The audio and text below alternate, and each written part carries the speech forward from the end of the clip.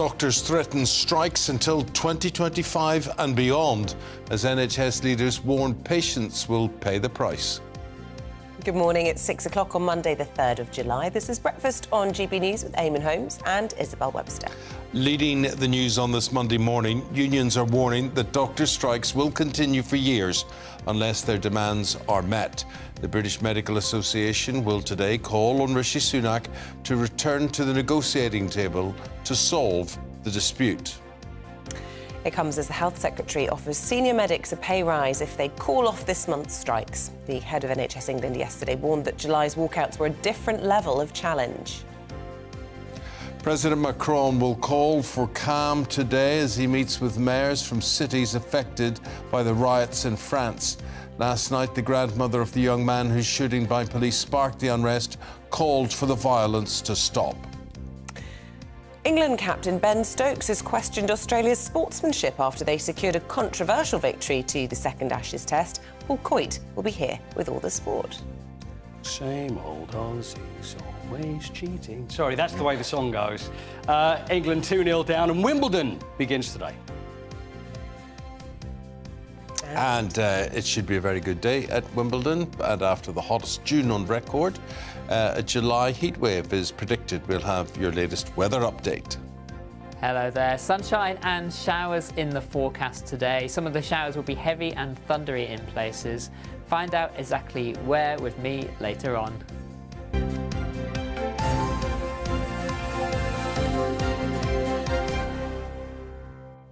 So, a new week, same old strikes. Striking doctors threatening that these strikes in the NHS could continue until at least 2025 unless the government meets their demands. Well, in an attempt to avert strikes by senior doctors later this month, the Health Secretary, Steve Barclay, is offering doctors a pay rise if they return to the negotiating table. Now, this comes as the head of the NHS in England warns of a new level of disruption, adding that patients will pay the price for unions and the government not resolving this dispute.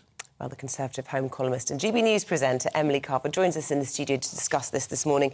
Hello to you. A big week for the NHS, 75 on Wednesday. And, you know, a lot of people will say this is the worst it's ever been, especially with a bleak month ahead. Yes, I think a lot of people would say it's the worst it's ever been. I was reading how someone is saying that it's tantamount to rationing, what people are saying. Someone in NHS England, that's the kind of care people are receiving. And, of course, there's a postcode lottery at the same time. Now, last week, we were all talking about this big workforce plan, and there was quite a lot of support for it from across the House of Commons, from the Labour Party as well. You had Wes Streeting, the Shadow Health Secretary, saying, oh, you know, it's nice to see that the Conservatives have pinched our idea. We fully back this. And most people seem to think this is good, planning ahead. We know that we've got shortages of doctors, but now, here we go, the reality. Striking doctors, that's what we face. We've got the junior doctors going out 13th to the 18th of July, walking out completely, including A&E services. The consultants too will now be out for 2 days on the 20th of July, 21st of July, and there will be a very reduced service. So there'll still be some doctors, but it will be very, very reduced. So this is a massive headache for the Health Secretary. He seems to be suggesting that there could be movement on the part of the government. Of course, the talks broke down with the BMA, that's the doctors' union, broke down over a 5% pay offer. That's what the government was saying you can have. They said that was derisory at the time, walked out of the talks.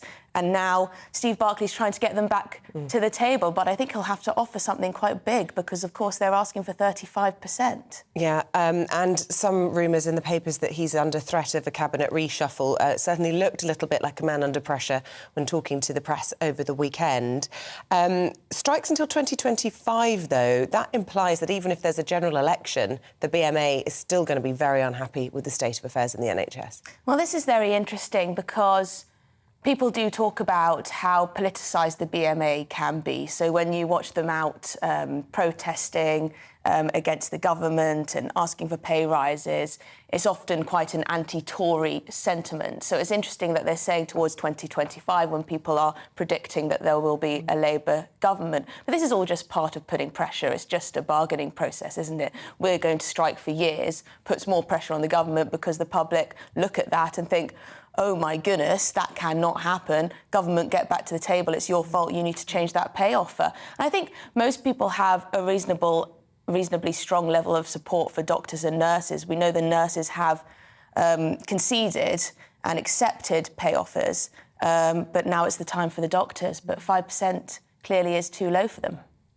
Yeah, I mean, it's an historical problem. The doctors will say this is a government that knows the price of everything and the value of nothing. And when it comes to the retention of staff, the valuation of staff, actually saying this is a pretty special thing you do as doctors, they're just not feeling the love from the government. And the government says, we can't give you massive pay rises because it would be inflationary.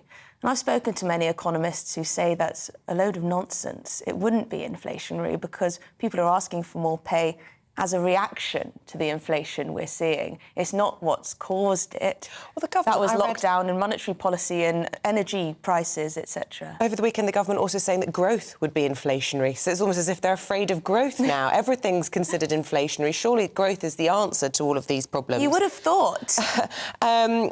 Meanwhile, there's a survey out today which shows that 71% of us suspect that basically free at the point of use as a principle is on the way out. 71%, that is extraordinary. Because for a long time, the Labour Party, some members of the Labour Party, not all, and people on the left have been saying that the government has this evil plan to privatise the NHS.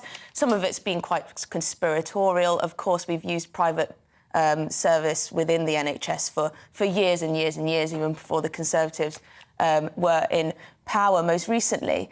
But clearly, people are genuinely worried that the NHS is going to fall apart, and it's a difficult one because this NHS workforce plan, Rishi Sunak said it's a radical reform. It's not really radical reform. It's putting more money into training and retaining doctors and nurses, which is good stuff. But is it enough? Well, also, what's been announced stops doctors who get trained from going, thank you very much, now I'm off to Australia on the next flight. I didn't see anything that kind of... I mean, it's supposed to make it more enticing to stay here, but if you can work less and get paid more in a hotter climate, people will still go. Well, I was looking at some headlines over the last few months about this.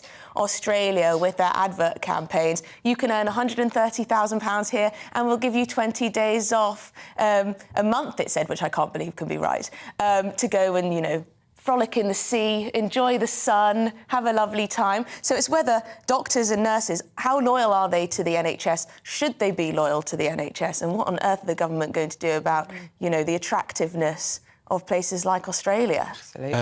What about the attractiveness of Rwanda? The Court of Appeal says, let's forget about that. Does the matter end there? Well, no, the matter does not end there. So, yes, 3 judges, 2 of them in the Court of Appeal said, absolutely not. This policy is unlawful. They said it breached Article 3 of the ECHR, the European Court of Human Rights, because Rwanda, not an unsafe country in and of its own, but there is the potential that their asylum process could mean that people who are sent there are then moved on to unsafe third countries. So that was the issue.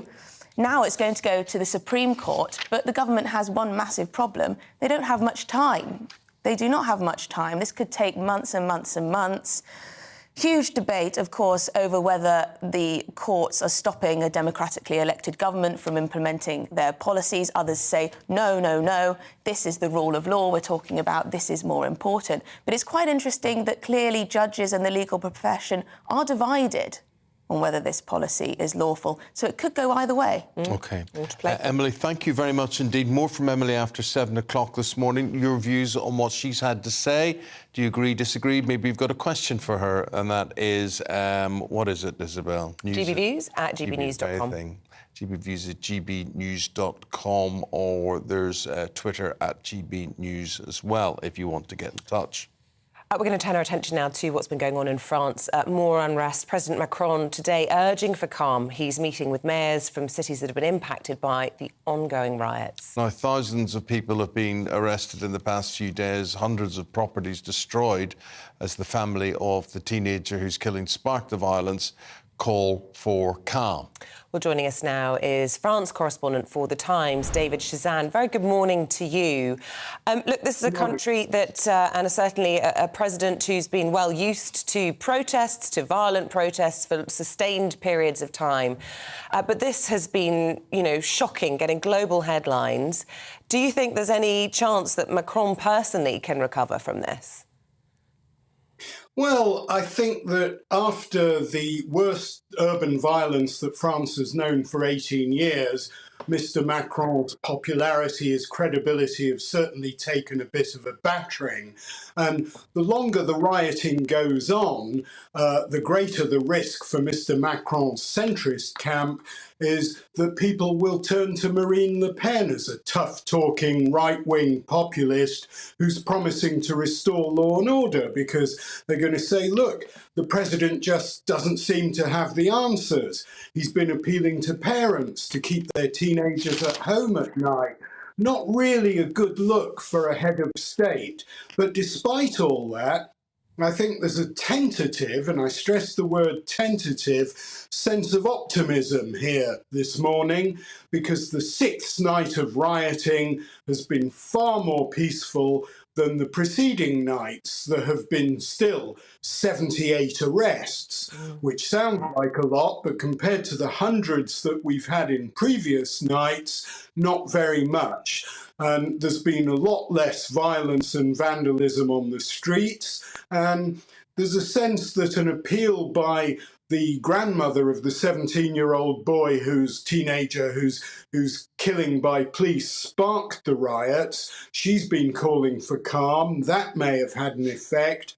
And there's a growing sense that the mainly minority communities who live in the gritty suburbs of French towns and cities that have been worst hit by the trouble are increasingly fed up with seeing their own neighbourhoods smashed up. So they may be having some success in restraining the teenagers who form the majority of the rioters. David, here we are, the holiday season getting underway. You're speaking to us this morning from Paris. If I was faced with a choice whether to go to France on my holidays or not, or a short break or whatever, it would be a no from me. What would you say to people who've got France marked down as a bit of an escape over the next few weeks? Well, I think that they've got to follow the Foreign Office's advice and monitor closely what's going on. And remember that the bulk of the violence has taken place in areas where tourists never go. One notable exception has been Marseille, where we've seen pitched battles right in the city centre. At one point, police had to evacuate the Vieux-Port, the old harbour, which is a big tourist attraction. And we have seen a little bit of vandalism and looting in central Paris too, but on a relatively limited scale. So I wouldn't be telling people necessarily to cancel. As I say, it looks like things may be starting to calm down, but obviously there's no guarantees in a volatile situation like this. I wouldn't feel comfortable telling people to come to France either. I'm saying monitor what's going on, make your own decision, but be balanced in the way you look at it. And I suppose, look out for flashpoints. This weekend perhaps was, a flashpoint because of the burial of the Nahel Mazouk 17-year-old who was shot on Tuesday. A potential future flashpoint could be, any potential action taken or not taken against the officers involved, and that could provoke a huge reaction, presumably. Yeah, that's right. But the officer who's accused of pulling the trigger is facing murder charges. He's in prison awaiting trial. I think there's going to be huge pressure for justice to be seen to be done very rapidly. But yes, you're right. We'll have to monitor that, see what happens. That could potentially spark further trouble.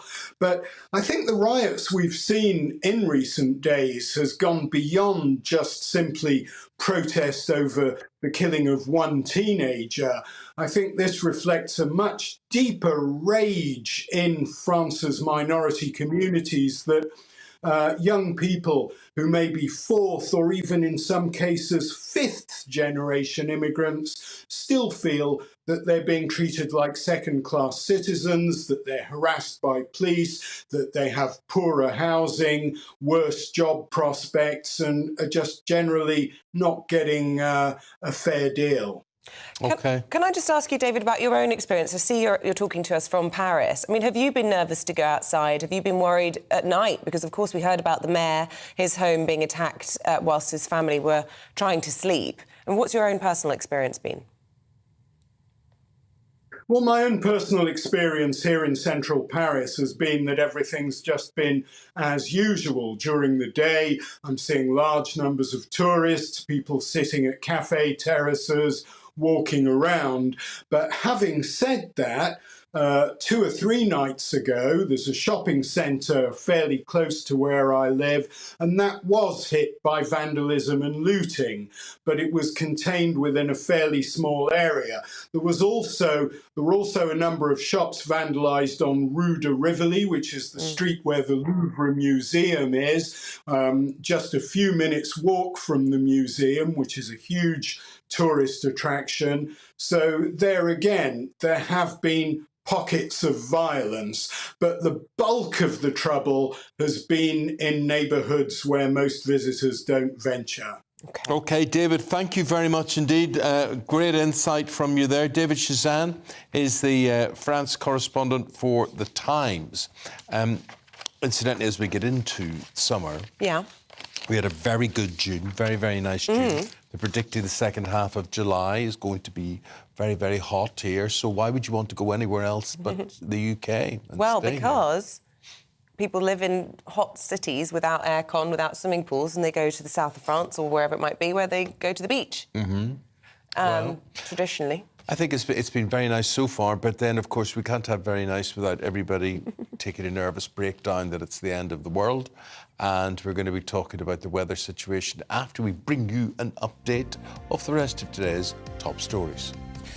The Foreign Secretary is to hail UK-EU relations when he meets top Brussels leaders later today. James Cleverly will also stress the importance of giving aid to Ukraine ahead of a meeting with NATO's Secretary-General Jens Stoltenberg. President Biden will meet the King Charles, when he visits the UK on a diplomatic visit next week.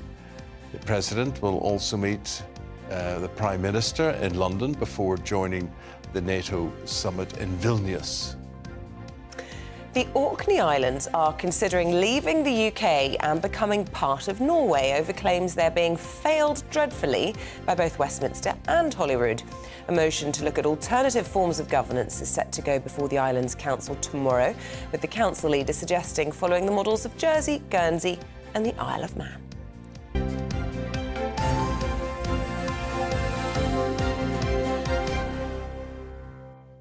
Now, that's a very interesting situation in Orkney, that we don't know about that unless the guys in Orkney sort of beat the drum about it. Why are they so annoyed? What is wrong there? Why are we not treating them the same as a lot of other islands? And what are they looking for? They're looking to be treated the way the Isle of Man is, or the way the Channel Islands are in relation to the UK, and maybe doing that closer to the bosom of Norway. Yeah, very interesting, that link, because they're saying they'd like to be like the Channel Islands, but obviously the Channel Islands very much still linked to the UK. So would it be like a Channel Islands with links to Norway? And, you know, how sad would we be to be losing one of our islands? It would be terrible. Yeah, that's why I think we should listen to them. Anybody watching us in Orkney today, please do get in touch, because we'd like to get you on Zoom or something and talk about sort of what is the problem, what are you not being funded with, why are you being ignored, why do you not count? And now you're speaking up, and people hopefully will start to listen. So temperatures in July all around the country are expected to reach the 40-degree mark, says the Met Office. June was the hottest month on record. I thought it was very pleasant myself, very, very nice, and it's going to get hotter into July. Well, joining us now is meteorologist for the British Weather Services, Jim Dale. Good morning to you, Jim. So it was a scorcher, was June?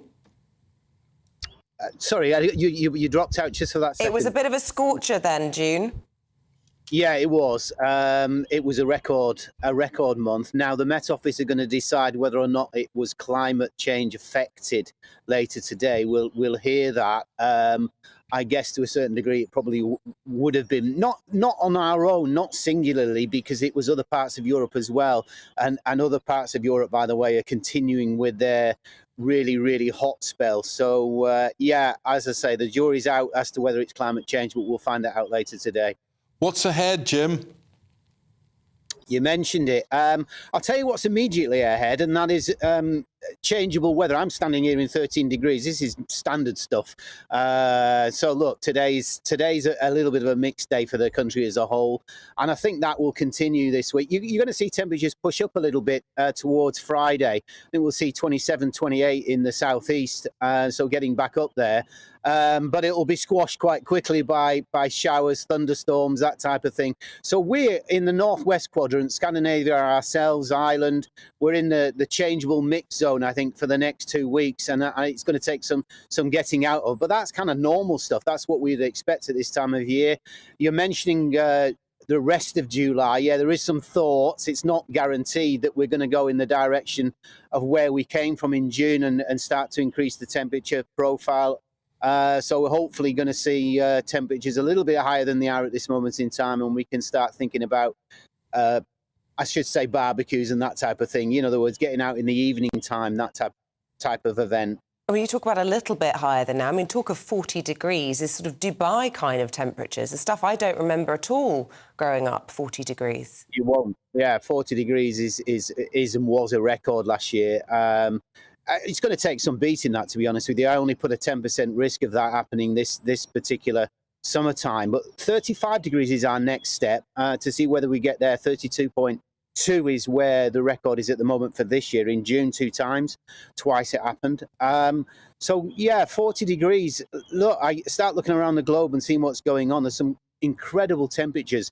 People going off to Spain, if you go to Cordoba or Seville this week, you're going to find temperatures in that zone, 40 degree plus, pushing up to maybe a little bit higher than that. The Middle East has been absolutely roasting. There was a mountain village yesterday in Iran, 3,000 feet high. So give or take the height of Ben Nevis that actually reached 35 degrees Celsius. So, extraordinary temperatures. The same in Siberia. Those temperatures normally in the wintertime, -50, -60. Yesterday, +35, +36, record temperatures falling. So, anywhere you look in the world, you can go to Texas and places like that, again, hotting up, 40 degree plus. It might not be happening quite here at this moment in time, but it's certainly happening elsewhere. Well, it looks lovely in High Wycombe this morning, Jim, and thanks very much indeed for giving us that forecast and predicting what. You're welcome. What I said. Not at all. Thank you, Jim. We got the memo about the sunshine, didn't we? The hot temperatures in our yellow this morning. Mellow yellow. We don't plan this. It's ridiculous how many times a week we ridiculous how turn out in the same connected we colour. are, how telepathic. It's scary, we are really. in each other. Oh, I think you might have a spy cam set up. You looking at me? Yeah. How do you know? So I think the whole thing about the weather situation, whether whatever it is, long term or whatever, but is it just me, or do you feel better as a result of it? Certainly coming into work is a joy in the morning. I love wearing flip-flops, and I just love the fact I can live in flip-flops or bare feet. It's lovely to eat every meal in the garden that you possibly can. Yeah. Outside as much as possible. Al fresco dining is just the best. But it's hard to sleep in the city when it's hot. Yeah. Really, so many people in cities up and down the country have converted their lofts, and they are so grim in the hot weather. Yeah. We're not set up for it in the same way that Seville would be. They'll be having hotter temperatures, but they've got those big, heavy stone buildings, wonderful shutters, aircon. Yeah, well, aircon's an issue. I mean, you can't just sort of be cool inside and blow all the hot air outside, which makes it even hotter and whatever. And I think so we've got to look at alternatives to aircon and also water storage. I mean, you just can't, these water companies, I mean, they get away with enough without planning for the future and draining our rivers dry and whatever. We've got to think of different ways, desalination, whatever, to give us a water supply that we can actually deal with this situation. There's no point just moaning about it. We've got to embrace it. We've got to learn to live with hotter temperatures. I also wonder if with hotter temperatures comes more frequent stormy weather. Yeah. I really love storms. You love them? I really love them. Oh. That feeling of clearing the air, but also slightly frightened. It's the drama. I just love the drama. Yeah, I don't like lightning. Don't like thunder and lightning. I do, but then I've never been struck, so... But then you're a witch. There's probably a supernatural aspect to you Probably. there that attracts all of that. Although it's a village fair where I live coming up on Saturday, and I just don't want a storm to ruin it, having said all of Well, that. I don't think it will. I think it's going to be good this Well, he weekend. said it might build towards a storm at the end of the week, so fingers crossed Well, it it stays also good for says, Saturday. It's increasingly likely that a 40 degrees heat wave will hit parts of the UK late next week, so that could affect you. So let us know what the weather's doing in your part of the world, what you think about it. GBviews at gbnews.com. And stay with us, because as Ben Stokes questions Australia's controversial Test match win at the Ashes, Paul Coit will be here with his views and all the sport.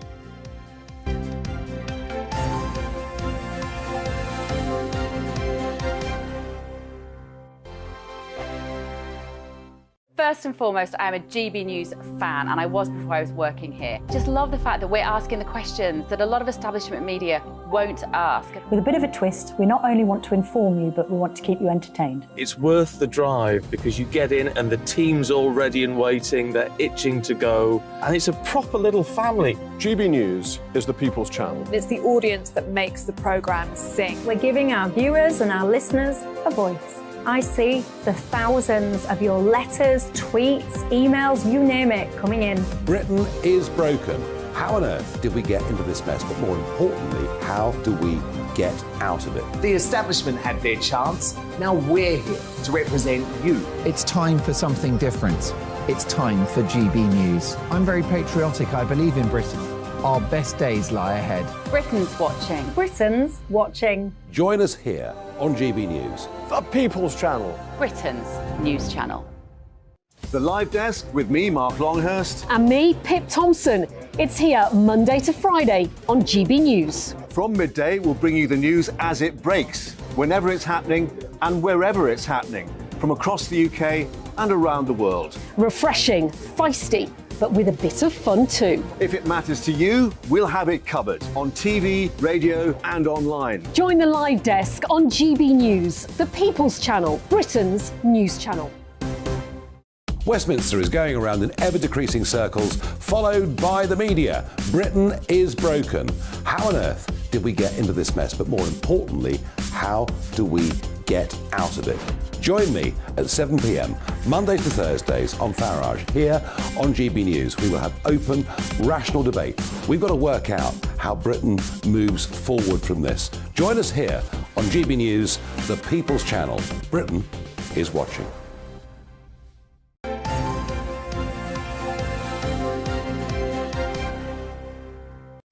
Now, just to look ahead on the programme this morning, at 6:45, with more and more hospitality businesses forcing you, this is a new trend, to make a deposit, give your card details when you make a booking, a non-returnable deposit. We'll ask if it's right for restaurants to charge for no shows. To book a restaurant now, you've got to leave, well, in many cases, a large sum. And then if you don't turn up, you don't get it back.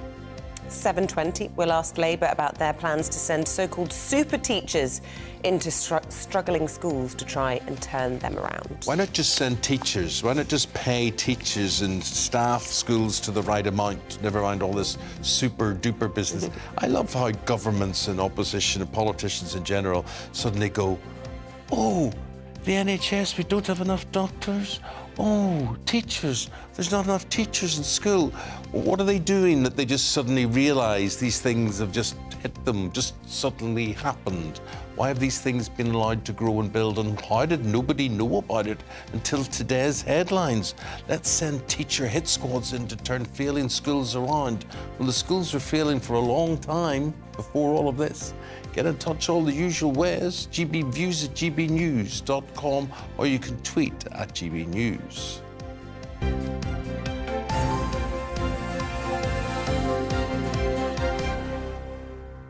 The back pages on this Monday morning, and just when you thought sport was very dull without football, look at all this. The Express says spirit of cricket reduced to ashes. Ben Stokes accuses Australia of forsaking the spirit of cricket. I keep misreading that as the spirit of Christmas. Yes. It just keeps making me laugh. Sorry to interrupt. The Mail also on the Ashes. Disgrace, shameful. Aussies go against the spirit of the game to stump Bairstow. And The Guardian reminds us that it's time for tennis. All eyes on SW19. Centre Court royalty return to Wimbledon as from today. So let's first of all, before we get on to the tennis, let's talk to Paul Coyte about the cricket and what went on. Can't believe it. Yes. It's an absolute shocker. Don't Well, it believe actually it. was. What went down in the long room was not on. It was unbelievable, wasn't it? It really was. And we've never seen anything like this. MCC members shouting obscenities to the Australians as they're coming through and trying to grab hold of them. England, so basically England go 2-0 down now, and it was an incredible test. There's 3 now to go left in the Ashes, and no Ashes side, whether it be England or Australia, have come back from 2-0 down since the late 30s, since the great Don Bradman was playing for Australia. And did this incident yesterday, did the game turn on this incident yesterday, or would England have been beaten anyway? Well, it certainly made a difference, without any doubt. So Johnny Bairstow goes into bat, and he's going along quite nicely there with Ben Stokes. Now, basically what happened is a ball was bounced, it was the last ball of the over, was bounced down at Johnny Bairstow. So Johnny ducks down under it, and then usually at the end of the over, you would get the umpire would shout over, and then that's it. Now, the question is whether the ball is dead or alive, because if it's dead, it means he can do whatever he wants, everybody can relax. There used to be a pop group called Dead or Alive. That's right. And you spin me right round, baby, right round, like a record, baby, right round, round, round. But that's where they come, because Pete Burns was such a huge cricket fan. I believe that to be a big fan of Bob Willis. Well, maybe. But anyway, so the ball comes down, bounces, the ball is pretty much still alive. Now, you've got the wicket-keeper at the other end there. And that's Alex Carey, the Australian. So he's seen the ball, but he's also looked at Johnny Bairstow, because Johnny Bairstow assumed that it was the end of the over, we're all done, and he starts walking away from his stumps and walking up the wicket. Now, he should still be behind the crease. So Carey throws the ball at the stumps and he's out. He's out. By the letter of the law, he's out. Yeah. But by the spirit of the game, these things are just not done, and they're just not cricket. And Ben Stokes going so far as to say, really, they weren't sportsmanlike. That's right, yeah. And also we go back 5 years with Australia and the sandpaper and the cheating, and this is where the same old Aussies always cheating. This is where this song is coming from. So all the fans are singing this, they're booing. You know, whether this is the right decision, it worked out for Australia to get the win, but they're probably now regretting that. And Stuart Broad, where they have the stump... No, they're not regretting it. I don't... They're 2-0 up. They're 2-0 up, but all the this thing talk is... about sportsmanship, when did sportsmanship ever enter into sport? That's a very good point. In cricket. But it's just, this is where the phrase, it's just not cricket, comes from. But Ben Stokes says that he would have rescinded it. If it had happened to them, they would have said, no, we'll play on. Now, if I was an England fan and I saw us do that, I've got to be telling you, I'd be quite happy and say, well, unlucky, but that's the way it goes. Yeah. Johnny Bairstow shouldn't have been out of his crease, should have been where he was, but as they walked into the long room, the booing continues. And that's where you've got a couple of MCC members. You know, this is not expected to be the sort of people that would be all over the Australians, but, you know, it was all getting a bit argy-bargy. And the MCC had to issue a statement saying after this morning's play, emotions were running high and words were unfortunately exchanged with some of the Australian team by a small amount of members. We have unreservedly apologised to the Australian team. So they go 2-0 up, but Ben Stokes was unbelievable because it fired him up and he scored 155. Good man. Like sportsmanship, it's always there at Wimbledon, not. Yes. Well, it might be. Now Kyrgios is out. He doesn't know about sportsmanship, does he? No. So, office, though, day one today? Yeah, day one today. Yeah, we're back at Wimbledon. Novak Djokovic looking for his 24th title, which the record is held by Margaret Court. So he's already the men's. He's out there now above Federer and also above Nadal, who had the record before then. So he's playing today. He plays Pedro Cachin of Argentina. Coco Gauff is playing. Venus Williams, the 697 in the world, will be playing, but she's there as a wild card. So she's looking for a, fifth title. It's never going to happen. And also Andy Murray and Cam Norrie play tomorrow. Dan Evans plays today. Liam Brodie plays today. Do you know how many balls they use at Wimbledon? No idea. What would your guess be? Oh, thousands. Yeah. What do you reckon, Izzy? How many balls do you reckon would be used in Wimbledon across the 2 weeks? Oh, gosh. 20,000? Not bad guess. 55,000. Wow. 55,000. Yeah. And do you remember when they used to be white? Do you remember when they changed them from white to green? I don't remember that. Yeah. That was 86. They changed them from white to green because they said that TV picks up the green balls better than the other ones. I worked at Wimbledon as a student, and it was great fun walking underneath the centre court and going where all the staff could go, where all the public couldn't go. And I remember all the stats about how many strawberries are consumed. I can't remember them off the top of my head, but you think 50,000 tennis balls. Crazy. Just imagine how many strawberries. What did you do? You were a ball person? I was a waitress in debentures, so it was great fun. All the sort of celebs were coming in. I remember Reese Witherspoon coming in and Grace, who's that Bond girl? Dramatic looking. Grace Jones. Grace Jones. Grace Jones was there? Yeah, had lots of amazing celebs. It was a great job. And when you finished, you could go, and a lot of people, unbelievably, would leave centre court, and you could sneak in and have their seats at the back and Could you watch really? some of the match. Wow. I remember happy blagging a press ticket. This was years ago. This was a young DJ on a local radio station and managed to get in, and it was easier in those days. So you go into the press area and you get your Wimbledon bag, and the thing is there were all these great tennis journalists around. So I thought, well, I wonder if I could get an interview. So I go up to the front and say, could I have an interview with someone, please? And they said, well, OK, who is it you want? So I said, Boris Becker would be good. And they went, oh, really? Yes, seriously, who do you want? And I went, I don't know. I wasn't really sure. So I reeled off these names. And I remember seeing the list in front of me, and it had Ian Waldridge, Daily Mail, wants so-and-so, Sue Barker, so-and-so, and had Paul Coyce, Hereward Radio Peterborough, and it said, anybody famous, please. Anybody at all? Anybody. Even if they're not famous. And you know what? Who do you get? I've got no one. What are the chances? What are the chances? Got nobody whatsoever. I wonder, will we see protests there that just stop oil people as well? Well, you know they're going to try. You know they're going to try. But the thing is, which I've said with other sporting events, the tricky thing is to try and get a ticket for Wimbledon. So if they actually manage to get it, they're never going to be able to get a ticket for the men's final. But I think we can expect it. But also, we know very well that the authorities at Wimbledon are going to expect it as well. So they're going to be looking very, very carefully. And the ball boys and girls have been told if the protesters go on the courts, stay away from them, don't tackle them. Don't do a Johnny Bairstow. So the ball girls doing it, they're doing a Johnny Bairstow, do you?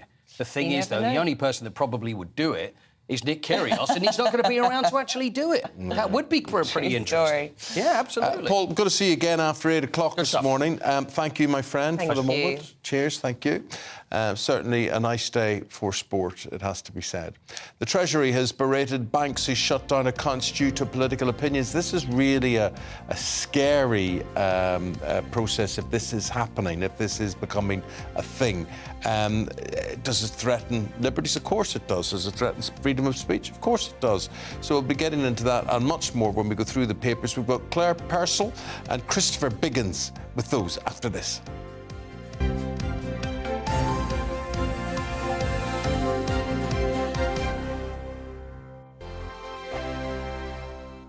Like all families, we have arguments every now and then, but actually we agree on what the mission of GB News is, and that's the most fundamentally important thing. GB News provides the kind of platform that lets all voices be heard. We don't hold back. We're free to say what we really think. Just because some people who live in a tiny little Westminster bubble think that their particular story is important, that's not the most important story for me. And often they will be difficult stories, stories that you won't find on the establishment media. Because what people think in the north of England may be very different to what they're thinking in the home counties. We're going to carry on telling the world what life is really like for households up and down the UK. We love to be in your car, in your kitchen as you're having your breakfast. Whatever you're doing, you are part of the show.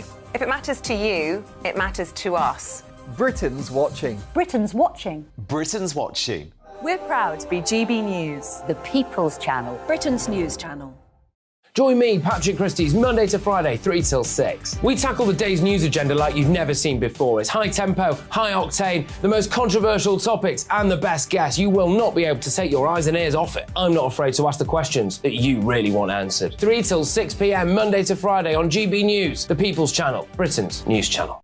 Join us every night on GB News at 11 p.m. for Headliners, which is 3 top comedians going through the next day's news stories, which is exactly what you need, because when the establishment has gone crazy, you need some craziness to make sense of it. So join us 11 p.m. every night on GB News, the People's Channel, Britain's news channel. Join me, Camilla Tominey, on Sunday mornings from 9:30, taking the politicians to task and breaking out of SW1 to see how their decisions are affecting you across the UK. Bursting the Westminster bubble every Sunday morning, only on GB News, the People's Channel. Britain's watching.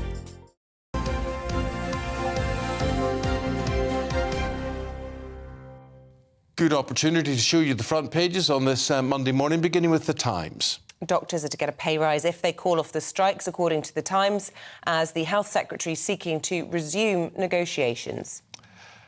Doctors raise spectre of NHS strikes until 2025, warns the Express. The Mirror is leading with super teacher hit squads as Labour plans to send in reinforcements to struggling schools.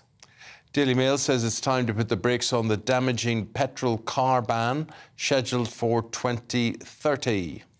And finally, out of order. The Sun opens with fans' fury towards Australians at Lord's yesterday.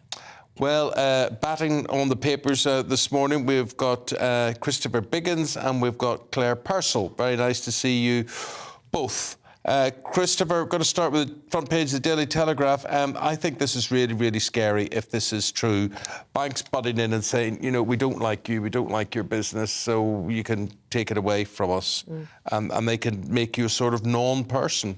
This is the beginning of the end, isn't it, really? I mean, if this is true, you know, and it's happening, it's just disgusting. If a bank doesn't take you on, you can't take a loan. No. You can't do inter-payments between various people, whatever. There's so many things you just cannot do. Do you walk around with a wad of cash and say, I'd like to buy a conservatory, here's £17,000 in cash? Well, I would like that, because I love cash. I think cash is fantastic. But, of course, you get then criticism for having cash and problems. I mean, I think that what is so interesting, this is the beginning of the end, as I said earlier, because I think soon we won't be able to say anything. Nothing you'll be able to say unless you want to go into prison or something. I mean, it's just appalling. Well, this is just the suspicion of the people involved that it's due to their views. None of the banks have said it's in any way linked. And in fact, it's quoting the Yorkshire Building Society in the front of the Telegraph saying that they never close accounts based on opinions or beliefs, adding that accounts are only ever terminated if a customer is rude, abusive, violent or discriminates in any way. Well, so I think there's a lot of ifs well, that's there, anything. aren't there? That can be anything. We need to get to the very bottom of exactly what's gone on in these cases. Has there been anything untoward? Somebody phoned me during the week to tell me that they'd got a lot of work with the BBC and it was cancelled. All of it was cancelled because they had given views previously on trans issues. And there is a department now within the BBC, you can be booked by a programme, producers, whatever, and then it goes to them and they say, no, don't really like that person, they've done this, they've done that. And they can then ban you from appearing on BBC programmes, which again I think is really scary. Although that is presumably terrifying. Allegedly happened, but that didn't could allegedly happen, it happened. Well, they're alleging it, but anyway. They're not alleged, they've got a letter from the department. But what I'm saying is they could presumably take legal action if they feel that they've had work taken away based on their views. Well, interesting, but we're getting to a situation where what you know, my bank can decide how I function in life or not, which I find really, really... It's none of their darn business. And it isn't, and I think that's the problem. And there's a lot of ifs in that statement, as Isabel just said. And unless banks are transparent and set out the reasons why they're cancelling people's bank accounts, then we are all going to be very, very suspicious, because the people who are having their bank accounts cancelled are making statements. Doesn't matter if you or I agree with them, they are statements of opinion for that person. And for banks to wade in and say, you can't have your cash in this account because we don't agree with you, that's a really dangerous, slippery slope. So I would hope that there is some common sense comes back into this. We don't know for sure if that's what the banks have done. It looks suspiciously like it. And you can't have a United Kingdom that is run by a bunch of people just because they don't like your particular opinion, that they can make you a non-person. And I find that bit of it really frightening. You can't transact in society without a bank account. You can't get a mortgage, a loan.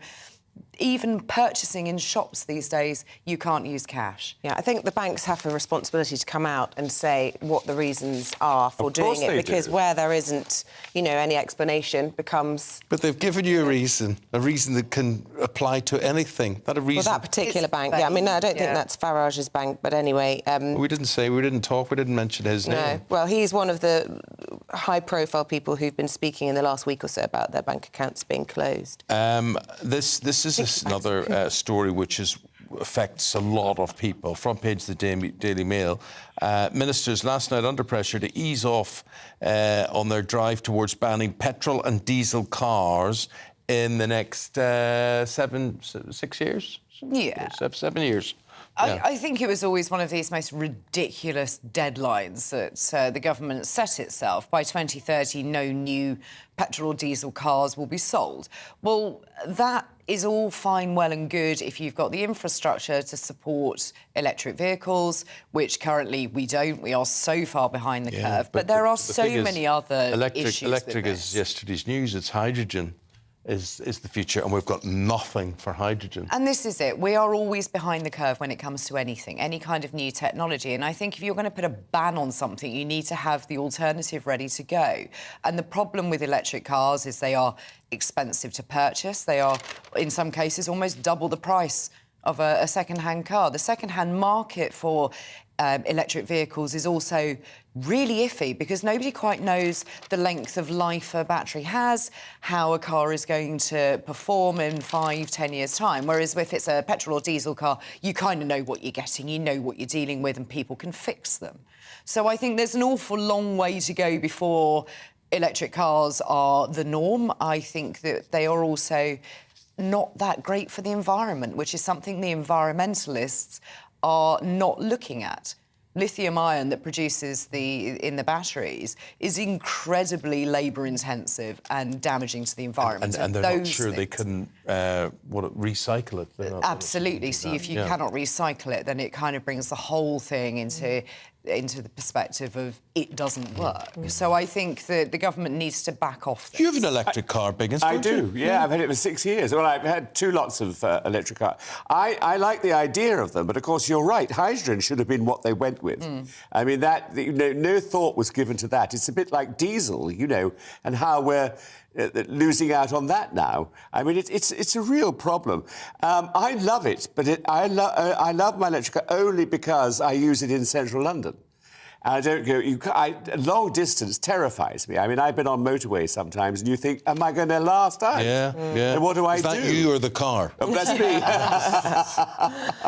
But it is a problem. Biggins, tell us about this survey that The Guardian's leading with this morning about, well, almost 3/4 of us suspect that the free NHS is going to be a thing of the past in the next decade. Well, I think something has to be done. Obviously, we all think something has to be done with the NHS. And I've said on this programme before that I think we should pay for various things, not get everything. I don't want people to be, you know, looked into financially, but I do think that there are certain things that you should pay for. I mean, I had 2 operations, my knee, a brand new knee, and on the NHS, and I had also a new valve put into my heart.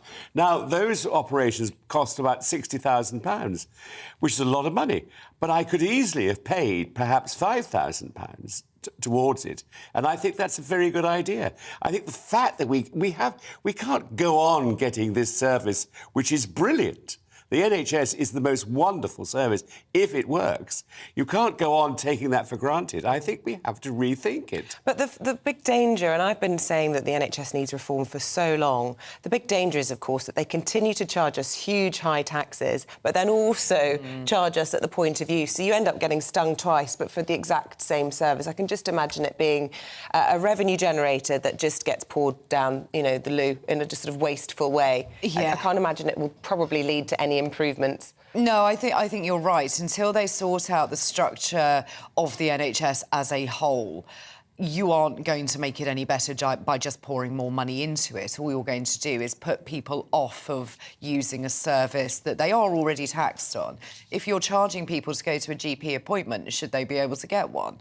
Well, if you can't afford that, especially with everything else that is going on at the moment, if you can't afford £10, £20, whatever it is, then you're not going to go to the doctor. And then we're going to be in a worse health epidemic down the line because people are going to be missed. They're going to have treatments that are going to be expensive, more expensive in the long run. So unless you sort out the structure of the NHS, which is badly in need of it, but nobody politically has the will to do so because it's an uncomfortable subject for any political party to look at breaking up the NHS in any way, shape or form. And they're too frightened by it, I think, you they know, are. because they don't know what they're going to find, because what they're going to find is a lot of people taking a lot of money out, which they shouldn't be doing. And not the right people being paid the right amounts of money. Absolutely. That's the Absolutely. Claire, final word on inflation and who the public blame for inflation. This is front page of the Eye. This is the public are blaming Number 10, and 6 in 10 of them say it's the Prime Minister. His record is poor on dealing with inflation. I don't think this particularly comes as any surprise. We've all seen inflation, which was meant to be coming down, has stayed stubbornly high at the moment. It has come down a little, but nowhere near as much as was predicted. So, and there seems to be no plan, and that's the other sort of disappointing thing. From a Prime Minister who was once Chancellor of the Exchequer, who was meant to be pretty hot on these subjects, has been in business, to have no idea why this isn't working, how we can make it work, I find that it's a real disconnect for the public. And there is nothing coming through that you can see would make a difference. No. We have the highest tax burden in, several decades. Nothing is working. Everything seems to be broken. Everybody's paying out more and prices keep rising and wages are stagnant. OK, and we're going to continue talking about prices now with Kate Hardcastle, consumer and retail expert. You too. Thank you both very much indeed. Back again in 40 minutes' time. Because a new study has found that more than 90 of the top 100 restaurants in Britain charge for no shows or late cancellations. Good thing, bad thing, right thing, wrong thing? Well, a cancellation fee can sometimes apply as far in advance as 2 weeks before the booking date. Consumer and retail expert Kate Hardcastle joins us. I have to say, I haven't encountered that. So what happens with the 2-week fine? Well, good morning, both. I mean, it's a massive problem for the restaurant industry. And you know more than ever I am on the side of the consumer, but I actually am inclined to say that we have to get used to this way of restaurants operating. I think it's the right thing because no shows cost billions and billions of pounds for restaurants that we want to have open. And the fact of the matter is they're dealing with it differently. Some have cancellation fees that are about 24 to 48 hours. Some go as extensively as 2 weeks. And what they are meant to be is a cost charged for the percentage they're going to lose. It has to be a genuine loss that they can justify against you. But a lot of people put the credit cards in and don't think it's ever really going to happen or don't read the small print. And I think that's where the industry could come good. I think there needs to be much more clarity around what the terms and conditions are and how serious you are in actually seeing that through. Well, I know people who are going to Ibiza in 2 weeks' time, and they made 8 restaurant reservations, and each one required a non-returnable deposit of €150, which was like €1,000 they had to stump up in advance. Whether their bill would come to that or not, they still had to pay €150 to secure their restaurant place. Are they turning up at them all, though, Eamonn? Because a lot of people have been playing this game with restaurants where they they reserve a few places, sort of in a gambling system, almost trying to get the one they really want, and they have a backup. And that's what's seen the huge spiralling of no-shows, as we call it. It used to sit, I'm told by the industry, about 10 to 15%. It's now 20%. I mean, that could literally be the profit for the week. So it is a massive issue. And if you're just doing it because you're trying to get a better table all the time, that doesn't seem fair to me. So I think the charges are relevant and necessary. What I do think is the breakdown in all of this is the consumers aren't prepared for it because they didn't see the small print, or they didn't actually think it was something that was that serious anyway. And I think that's where really people need to step in so you're clear. Obviously, you don't have to choose to do this. You can see the sort of restaurants in front of us now. Those kind of quick service open tables are probably not going to charge you. It's a walk-in. If you do not feel comfortable putting your card details in, then there are other alternatives. There are other options. But I think if you want that experience, we've got to almost in our mind treat it like a theatre or an experience that we're booking ahead of. You're going to have to accept that that's now part of it. And I think it's nearly over half of restaurants are doing this now. Well explained, Kate. Thank you. We have been properly warned. Kate Hardcastle, always good to speak to you of a morning. I have to say, there have been times in the past where I've booked a few restaurants, not recently, not post-COVID, but I'd book a few restaurants to see what sort of mood I'd be in on the night. And I know people who have also said, right, I'm going to walk in, but just in case I can't get in on a walk-in basis, I'll book a backup and then not shown up at the one that they've booked. So you can see why we've got used to using these behaviours, but we've got to change them because the world's changed. They don't have enough staff to cater for us all, and profits are tight, so... The world has changed, you're absolutely right. We're going to change... What are we going to change? Outfit? Or No, staying on an our yellow today. Yeah, we'll have more on the warnings that doctor strike could continue until 2025, right? OK, so all that doom and gloom to come. And the weather, even though it's lovely, everybody's being doom and gloom about that as well. Here's Greg Dewhurst. Hello there, I'm Greg Dewhurst and welcome to your latest GB News weather. Today's going to be a mixture of sunny spells and scattered showers. Some of them will be heavy at times, quite blustery winds making it feel quite cool for the time of year. Looking at the bigger picture, low pressure sits just to the northeast of the UK and allowing this northerly flow, quite chilly, and we'll see showers, perhaps some longer spells of rain over the next few days too.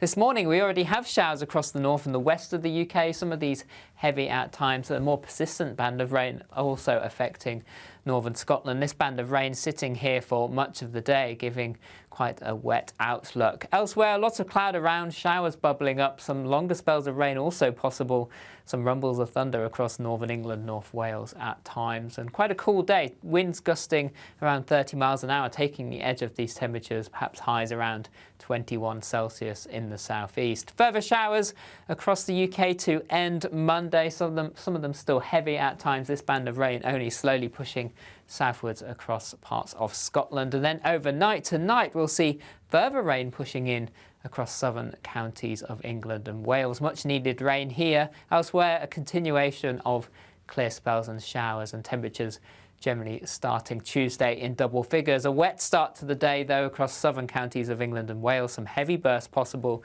as this band only slowly pushes southeastwards. And then it's a day of sunshine and showers across the country once more. Some of the showers will be heavy at times. The odd rumble of thunder is possible. Winds generally a little lighter compared to Monday, but still fairly cool. Temperatures in the high teens to low 20s across all parts of the UK. Over the next few days, we'll continue to see further showers, but towards the end of the week, it does start to turn drier, and temperatures also start to rise once more, back above average, perhaps 28 degrees by the weekend.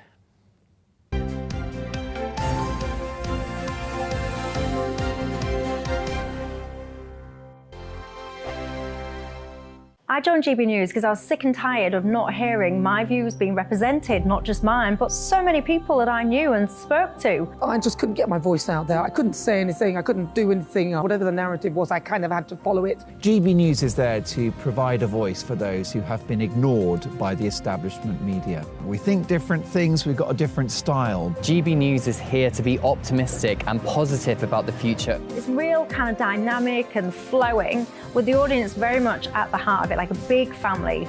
Here at GB News, we talk about the things that matter to you. Hearing the voices from right across our towns and cities, especially our towns. All sides of the argument represented with a heavy dose of opinion. We're on a mission here to make a difference. And the GB News family really is here for you, and whatever time of day you can watch or listen. Britain's watching. Britain's watching.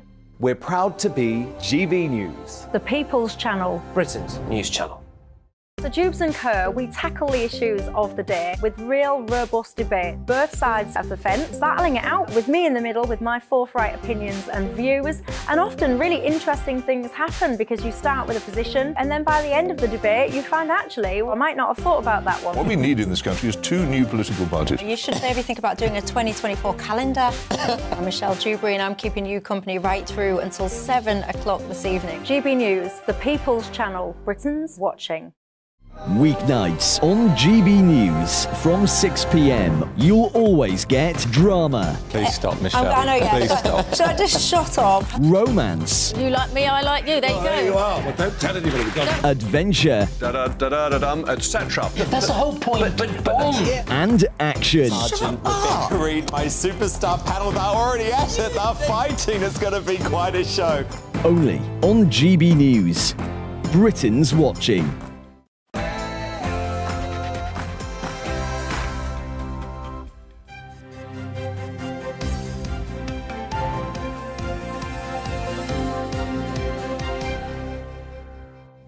Doctors threaten strikes until 2025 and beyond as NHS leaders warn patients will pay the price.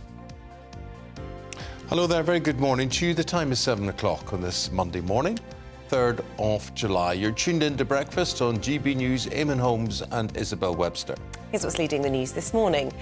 Unions are warning that doctors' strikes will continue for years unless their demands are met. The British Medical Association will today call on Rishi Sunak to return to the negotiating table to solve the dispute.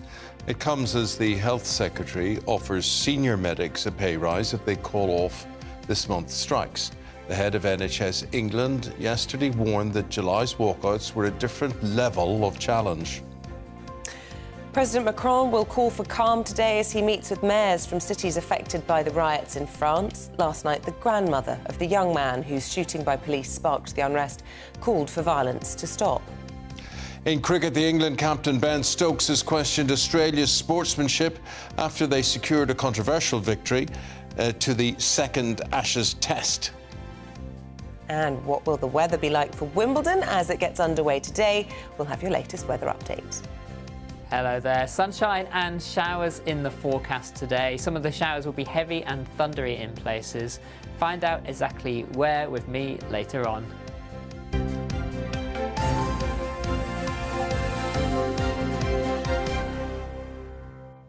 Medical matters lead the news this morning. Doctors threatening that strikes in the NHS could continue for at least another 2 years unless the government meets their demands. Well, in an attempt to avert industrial action by senior medics later this month, the Health Secretary, Steve Barclay, is offering doctors a pay rise if they return to the negotiating table. And all of this comes as the head of NHS England has warned of a new level of disruption, adding that patients will pay the price for unions and the government not resolving this dispute. Well, let's speak to the Conservative Home columnist and GB News presenter Emily Carver, who joins us in the studio this morning. Interesting that the Health Secretary is dangling the promise of an improved offer. Junior doctors got a bit of criticism for walking away from negotiations over the weekend. Yes, they have. They were offered a 5% pay increase. They said, absolutely not. That is completely derisory. You don't respect us as a workforce, and we're going to turn that one down.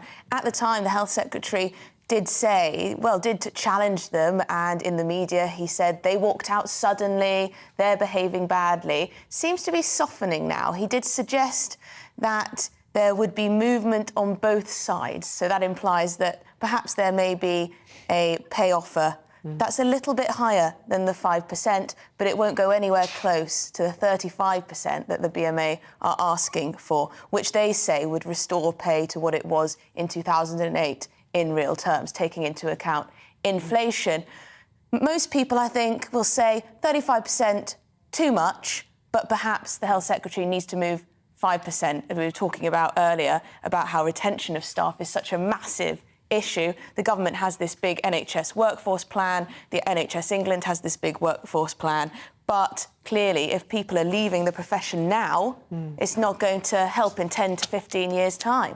Well, there were lots of questions about how the government can find £2.4 billion for this new workforce plan, which looks at long-term staffing, and yet isn't doing anything to address the crisis today. What is to stop a doctor that qualifies in the next few days from hopping on a plane to Australia? They need to be using that money to try and retain what we've got now, surely.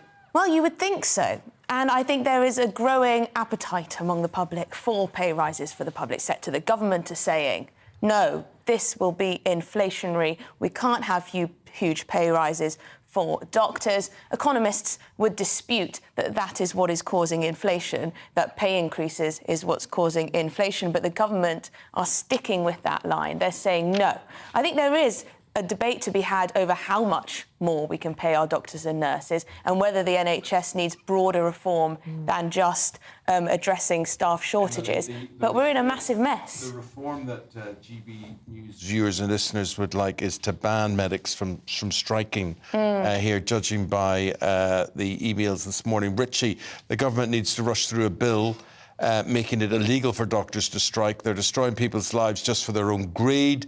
Darryl says, I believe the NHS staff at all levels should not be able to strike in this a life or death service. Sue says, I work for the NHS. You will never have seen an organisation waste so much money in your life. Well, this is the thing. Can an organisation with well over 1 million employees, could reach 1.5, 1.6, even 2 million under these workforce plans, can an organisation with that many people in it ever be run efficiently? I think that's a big question to ask ourselves. One of the biggest employers in Europe, if not the biggest one, run by the state. How efficient can it be? But people, of course, still have a lot of love for the NHS in its current form. People want universal free healthcare. Of course they do. Are there better ways of doing it? In terms of banning strike action, now, I think people say everyone should have a right to withdraw their labour. Should the health profession be different? I do think that there is. If the it's a police moral are question. different, then why shouldn't doctors be different? It's given a moral that doctors deal with life and death as do police officers. It's a moral question, and I do think that sometimes there seems to be a sense of glee, at least in the union bosses, about the power they have to essentially switch off the NHS in order to barter for more pay. And I think it's very difficult. I think when the consultants go on strike, because no one can stand in for the consultants, or fewer people can stand in for the consultants, I think that is morally dubious, especially as they aren't hard done by. They had their pensions changed because they were earning so much. And of course, by way a lot of pensions. criticism last week when it emerged that many of these doctors who'll be striking will actually still be working, but just for twice the money in the private sector. That's true. Coining it in whilst withdrawing their labour. It is very difficult, and just 2 days of consultants not being there can have a dramatic impact on waiting lists. OK, Emily, thank you very much indeed for your take on that. Your take is very welcome at home, gbviews@gbnews.com, or you can tweet at GBNews. In France, President Macron will today urge for calm when he meets with mayors from cities impacted by these continuing riots. Thousands have been arrested in the past few days as the family of the teenager whose killing sparked the violence have called for calm. Well, what's this all about? Our Home and Security editor, Mark White, joins us now. Mark, why such anger? Well, I certainly think that the death of this 17-year-old sparked a lot of anger amongst communities who feel disenfranchised and disconnected from many others in France. They feel like second-class citizens. However, that anger, I think, in recent days has been taken over by those who are fueled by adrenaline, testosterone, and just want a good scrap, as you often see in these very significant public order situations. They escalate, more and more people get into it because, you know, for them, it's fun. It passes the boredom. Yes, they may be frustrated at a deeper level, but a lot of this is being fueled by an attempt to sort of bravado, an attempt at looting. And, you know, last night, the latest figures we're getting is that 157 people were arrested. Now, that number is very significantly down. On recent nights, it was more than 700 the night before, 1,300 the night before that. So there is perhaps some cause for optimism in that it looks like we should never speak too soon in these situations because it can flare up again, but it looks like the situation is less extreme, although it's still widespread in a number of communities. Obviously, you know, you talk about there possibly, you know, a lot of people would say there was a legitimate grievance in the beginning. It then became potentially, you know, mindless, just an excuse for violence. But there'll be lots of political capital being made out of this. Who stands to gain politically? Clearly not Macron. Well, yeah, it's a very interesting point because there's, it seems, political capital being made on both sides. The far right, of course, talking about the need for a state of emergency to be declared and talking about many lawless areas in the country that need to be better controlled. And then the far left and the activist groups who feel that actually what is happening is a net result of people who have not been properly allowed to integrate within France itself and have been ghettoised and denied many job and other opportunities along the way, and that's just built up this seething resentment. So both sides of that, and in fact, the French President Emmanuel Macron, just in recent days, explicitly called out the far left and these activist groups for being a key part of what is going on here and fueling a lot of the anger and the protests and helping organise a lot of the protests that have been taking place. The President's meeting with some 200 mayors today. Why do mayors cop the blame for a lot of this? Well, they are seen, obviously, as, you know, figureheads within their communities. In many respects, if you have the police municipal, the local police forces in many areas, they will be in charge of those police forces. So they are seen as individuals that people will know in a community, in a position of power, and seen as someone that perhaps denies certain communities the opportunities that they see other communities enjoying. But there is serious concern about the way it wasn't just this mayor that was targeted in a suburb of France over the weekend, but other mayors across France have been targeted as well. So some real concerns about that. No indication as yet, though, that we're moving towards a state of emergency. But if this has put you off holidaying in France over the next month or so, let us know. Give us your views, gbviews@gbnews.com, or you can tweet at gbnews. Mark White, for the moment, thank you very much indeed. At 7:12, let's bring you up to date with the rest of today's top stories. The Foreign Secretary is to hail UK-EU relations when he meets top Brussels leaders later today. James Cleverly will also stress the importance of giving aid to Ukraine ahead of a meeting with NATO's Secretary-General Jens Stoltenberg. President Biden will be meeting King Charles when he visits the UK on a diplomatic visit next week. The US President will also meet Prime Minister Rishi Sunak in London before joining the NATO summit in Vilnius. The Orkney Islands are considering leaving the UK and becoming part of Norway. This is amid claims they are being failed dreadfully by both Westminster and Holyrood. A motion to look at alternative forms of governance is set to go before the Islands Council tomorrow. The Council leader suggesting following the models of Jersey, Guernsey and the Isle of Man.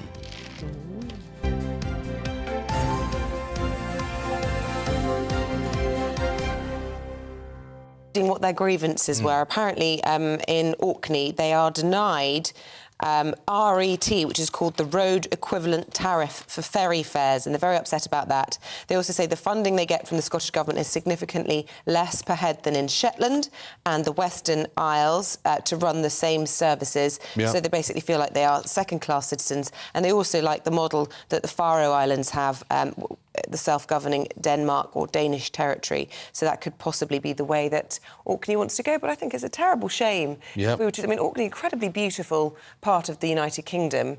I think there'll be uproar if they did did leave. I think we There's fight pretty between hard. there's around about 25,000 people live on Orkney with that, so no one's really thought about them, and now they're saying, right, well, if you don't want us, we don't want you. We may go, if Norway are going to take us, then so be it. So they're exploring what is possible at the moment. Let us know what you think about that one. Stay with us. After this, we'll ask the Labour Schools Minister about their plans to send so-called super teachers into struggling schools to turn them around.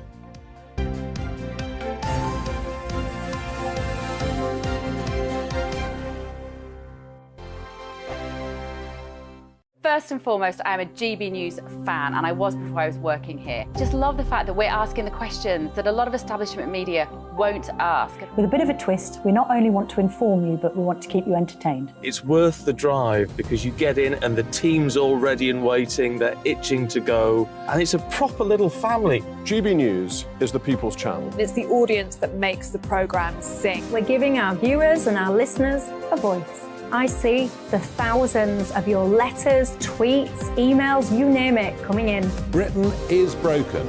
How on earth did we get into this mess? But more importantly, how do we get out of it? The establishment had their chance. Now we're here to represent you. It's time for something different. It's time for GB News. I'm very patriotic. I believe in Britain. Our best days lie ahead. Britain's watching. Britain's watching. Join us here on GB News. The People's Channel. Britain's news channel. Join me, Patrick Christie's Monday to Friday, 3 till 6. We tackle the day's news agenda like you've never seen before. It's high tempo, high octane, the most controversial topics and the best guests. You will not be able to take your eyes and ears off it. I'm not afraid to ask the questions that you really want answered. 3 till 6 p.m, Monday to Friday on GB News, the People's Channel, Britain's news channel. I'm Andrew Doyle. Join me at 7 o'clock every Sunday night for Free Speech Nation, the show where I tackle the week's biggest stories in politics and current affairs with the help of my 2 comedian panellists and a variety of special guests. Free Speech Nation, Sunday nights from 7 on GB News, the People's Channel, Britain's news channel. GB News has its own late-night paper preview show, Headliners, where comedians take you through the next day's top news stories. You don't have to bother reading the newspaper, we've got it covered for you. Headliners, every night at 11 p.m, and repeated every morning at 5 a.m. We won't send you to sleep like some of the other paper review shows out there. GB News, the People's Channel, Britain's news channel. Join me, Camilla Tominey, on Sunday mornings from 9:30, taking the politicians to task and breaking out of SW1 to see how their decisions are affecting you across the UK. Bursting the Westminster bubble every Sunday morning, only on GB News, the People's Channel. Britain's watching. Every Sunday from 11, join Michael Portillo. There will be topical discussion, looking at the week before and the week to come. So kick back and relax at 11 a.m. on Sundays on GB News with me, Michael Portillo. GB News, the People's Channel, Britain's news channel. What you get for breakfast is something that, if we do our jobs right, you will wake up to news that you didn't know the night before. It's a conversation. It's not just me and Eamonn. We want to get to know you, and we want you to get to know us. From 6, it's Breakfast with Eamonn and Isabel. Monday to Thursdays on GB News, Britain's news channel. Hi, I'm Dan Wootton. You can watch me live on GB News Monday to Thursday from 9 p.m. And did you know that you can also watch and listen live on our website, gbnews.com. You'll always be up to date on the latest breaking news, as well as enjoying the best stories, opinions and shows. You can even join the debate under our live player as you're watching. So head straight to gbnews.com on TV, radio and online. GB News, Britain's news channel.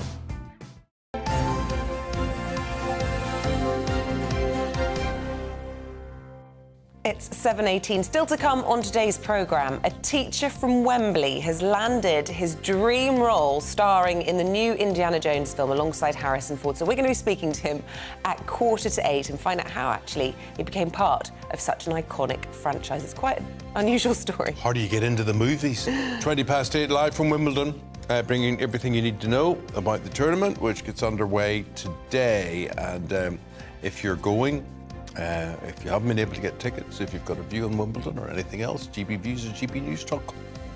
Or you can...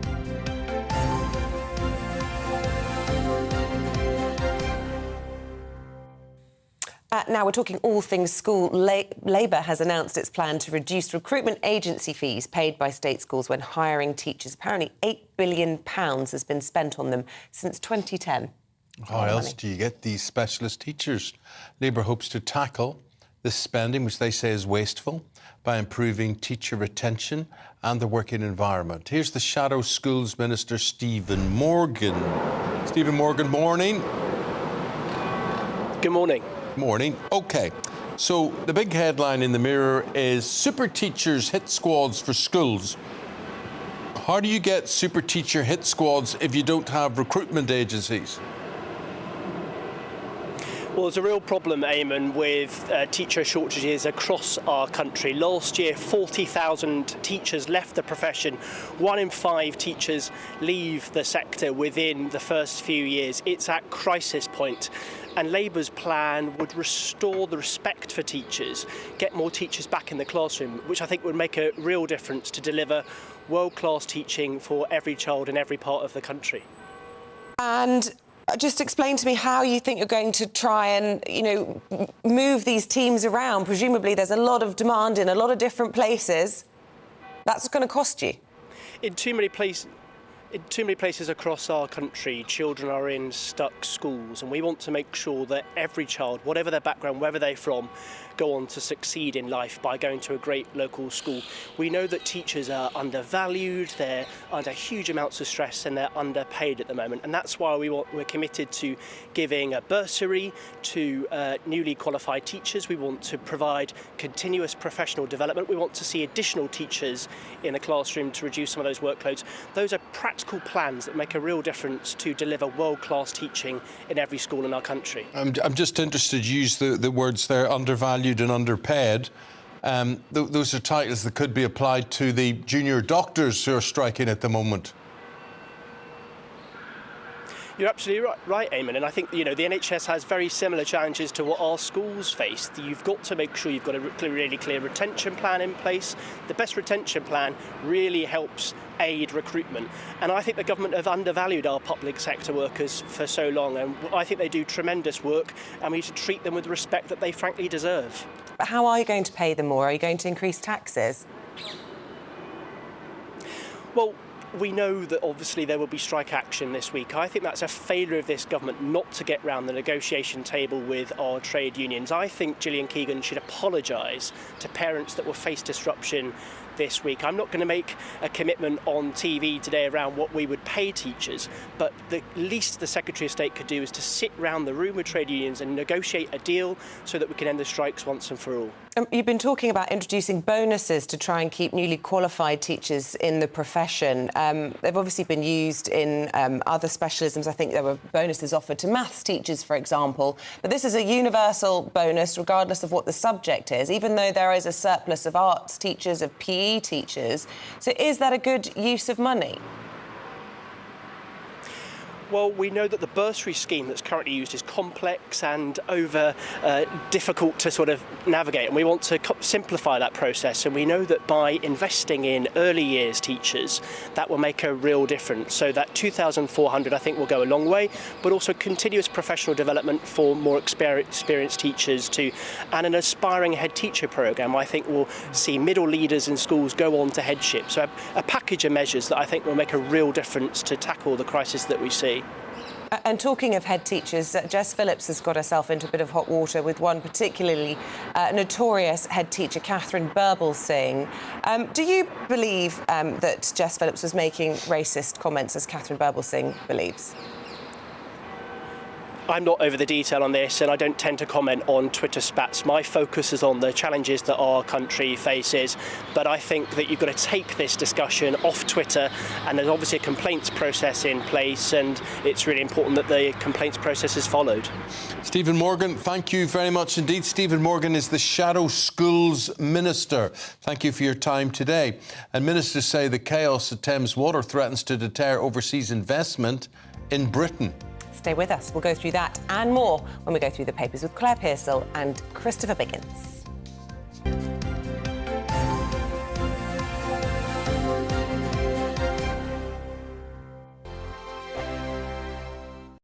Like all families, we have arguments every now and then, but actually we agree on what the mission of GB News is, and that's the most fundamentally important thing. GB News provides the kind of platform that lets all voices be heard. We don't hold back. We're free to say what we really think. Just because some people who live in a tiny little Westminster bubble think that their particular story is important, that's not the most important story for me. And often they will be difficult stories, stories that you won't find on the establishment media. Because what people think in the north of England may be very different to what they're thinking in the home counties. We're going to carry on telling the world what life is really like for households up and down the UK. We love to be in your car, in your kitchen as you're having your breakfast. Whatever you're doing, you are part of the show.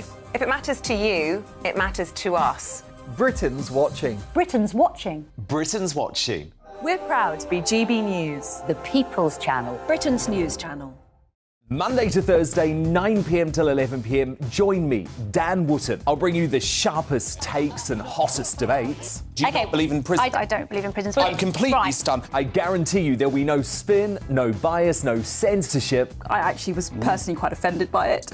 And no reason to go to bed. So I guess they've always been quite woke. That's Dan Wootton tonight on TV, radio and online. Monday to Thursday from 9 p.m. till 11 p.m. on GB News. The People's Channel. Britain's news channel. The Live Desk with me, Mark Longhurst. And me, Pip Thompson. It's here Monday to Friday on GB News. From midday, we'll bring you the news as it breaks, whenever it's happening and wherever it's happening, from across the UK and around the world. Refreshing, feisty, but with a bit of fun too. If it matters to you, we'll have it covered on TV, radio and online. Join the Live Desk on GB News, the People's Channel, Britain's news channel. So Jubes and Kerr, we tackle the issues of the day with real robust debate, both sides of the fence, battling it out with me in the middle with my forthright opinions and views. And often really interesting things happen because you start with a position and then by the end of the debate you find actually, I might not have thought about that one. What we need in this country is 2 new political parties. You should maybe think about doing a 2024 calendar. I'm Michelle Dewberry and I'm keeping you company right through until 7 o'clock this evening. GB News, the People's Channel, Britain's watching.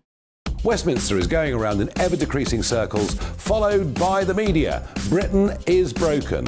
How on earth did we get into this mess? But more importantly, how do we get out of it? Join me at 7 p.m, Mondays to Thursdays on Farage, here on GB News. We will have open, rational debate. We've got to work out how Britain moves forward from this. Join us here on GB News, the People's Channel. Britain is watching. Start the day with GB News. We catch up on all the big stories you didn't hear the night before. And take a look at what the world's talking about this morning. That's right, Monday to Thursdays from 6 o'clock. It's Breakfast with Eamonn and Isabel. Straight after breakfast, join us, Bev Turner and Andrew Pearce. We're going to take you through till noon. We'll be tackling the big topics of the day, including the things that the other channels just won't talk about. If it's happening here. Wake up to mornings on GB News, the People's Channel. Britain's news channel.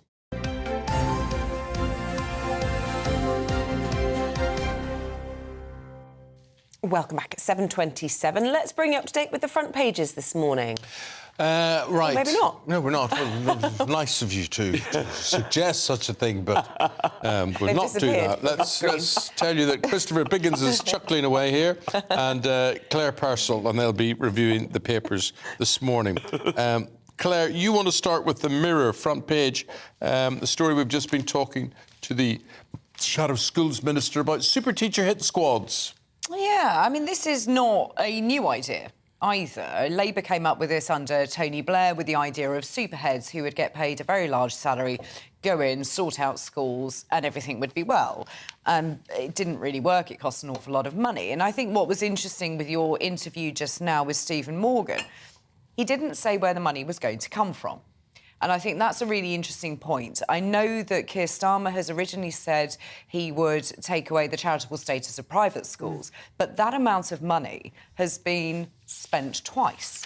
One on getting teachers in the first place and paying them more, and now for this. And you can't have it all ways. So I think the funding is an issue.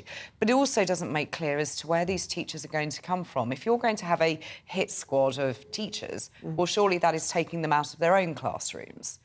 So you are taking them away from the children that they are teaching to put them into another school where they're going to be supervising and almost like cheerleaders for teachers in a different school. So I think that it's a rehash of an old idea. It is badly thought through with no detail, and certainly there is no money. So unless they're raising taxes, it's not affordable. Well, I believe Sir Keir Starmer's giving a speech on education today. Who knows, maybe there'll be more detail in there. But the whole private school debate, I think the Chancellor came out saying that by their calculations, it would push at least 90,000 children back into the state sector because a lot of parents simply couldn't afford to see fees going up 20%, therefore costing the taxpayer more. Exactly. And I think this is... People misunderstand the route of private schools. They're not for the super wealthy.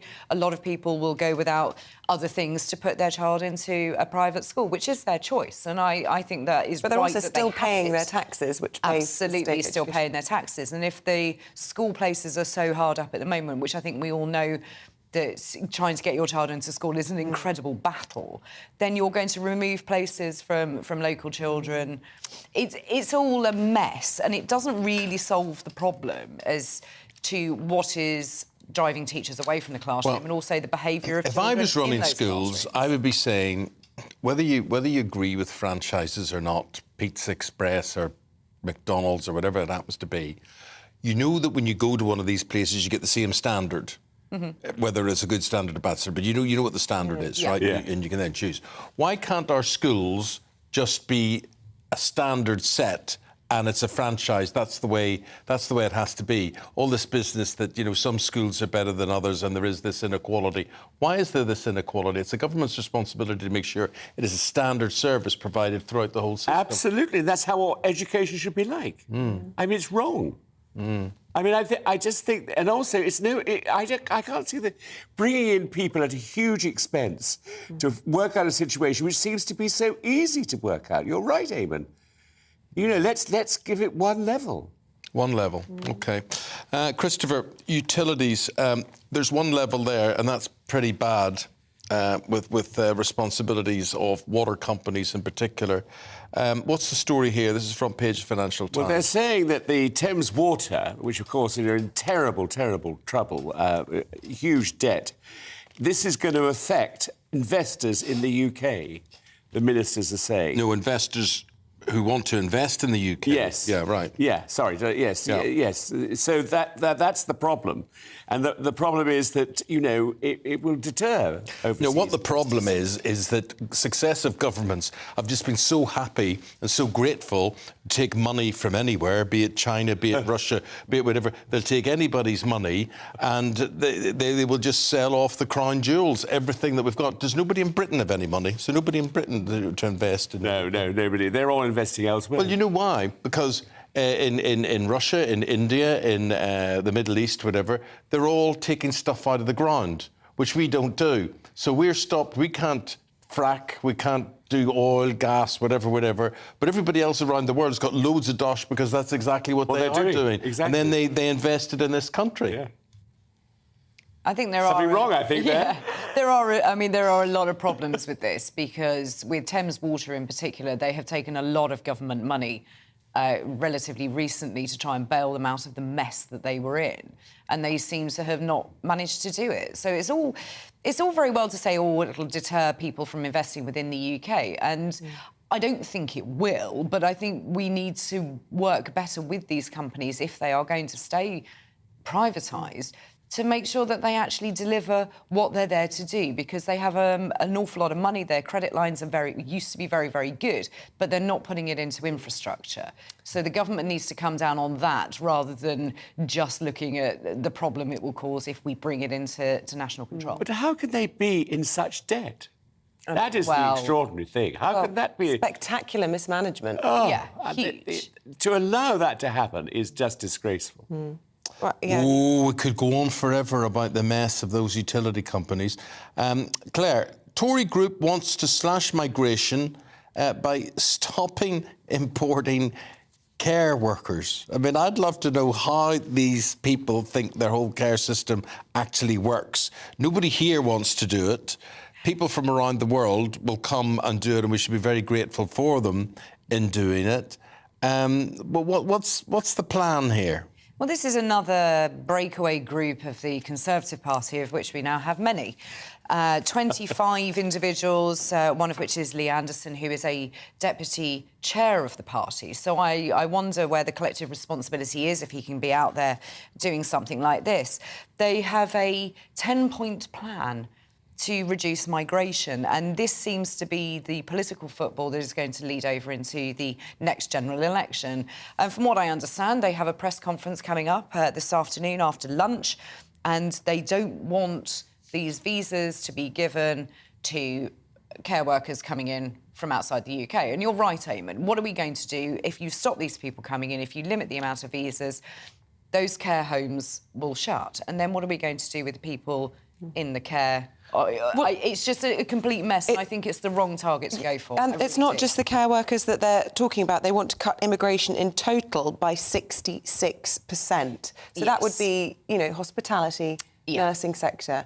But it will resonate with the electorate. Presumably this particular group of the electorate that the whole election will probably live or die by. It is. And when you talk about 66%, that sounds a very impressive number, but you look at the industries it's going to hit. People still want fruit to be picked, they still want farms to be staffed, and they still need the NHS to be staffed. So as a headline-grabbing piece, it's fantastic and it will appeal to a certain portion, but it's not thinking through the knock-on effects of that. And as we've seen already, hospitality has been hit really hard during COVID. It's now being hit even harder with the inability to staff a restaurant or a cafe, whatever, or a hotel or whatever it may be. And the farming sector is just now decimated by not having those seasonal workers coming through. I mean, and also we're talking about, you know, a health system that doesn't value doctors or nurses. Why would they value care staff? You know, where are they going to get the money to pay a rate that's going to actually attract people into this very valuable industry? And the thing about care workers, Biggins, I mean, both you and I have had hospital care in the past couple of years. Nobody has a view about it until they need it. And believe me, if you live, you're going to need it. Absolutely. And of course, the trouble is we're all living too long. You know, so we're going to... You should have gone a long time ago. A long time ago, you know. I mean, it's ridiculous. Why am I here? Still 75 years old. I should have gone when I was 65 years old. I remember you and I having a very morbid conversation over breakfast in Manchester one time about dying and the future and all that sort of thing. What a lovely breakfast. It's very good to do breakfast talk like that. Yeah, it was good breakfast talk. But we are living too long. That is the real There's no problem. point living longer if you're not living better. No, exactly. And I think once you start having things go wrong with you, then that's it, you know. Oh, come on, you two. No, but it's true. There is no point living longer if you're not living better. No. I mean, if you're living... There's a lot of people I know that have lived into their 90s with no quality of life at all. I wouldn't want it for me. No. I'd rather go out with a bang. I agree, somewhere. totally. Or just fall asleep. That's what I'd like to do. Oh, that'd be nice. Yeah, nice. That's a whole other discussion. Yeah. Let's talk about Stanley Tucci, a guy who I like a lot. He's 62 years of age. Too. He's got a very young wife. I admire him a lot for this. And he says actors should not be restricted to roles which match their sexuality. This is in the Express. Yeah, I mean, you know, the whole point of acting, he says, is to pretend. Yes. And that's exactly what acting is all about. Have you ever had to pretend to be straight?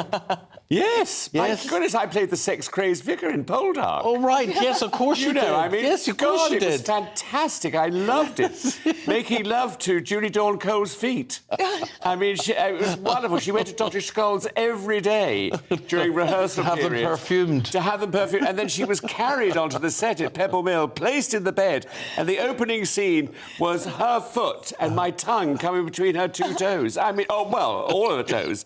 And it was just wonderful stuff. Oh, God, that was pretending, I can assure you, in lots of ways.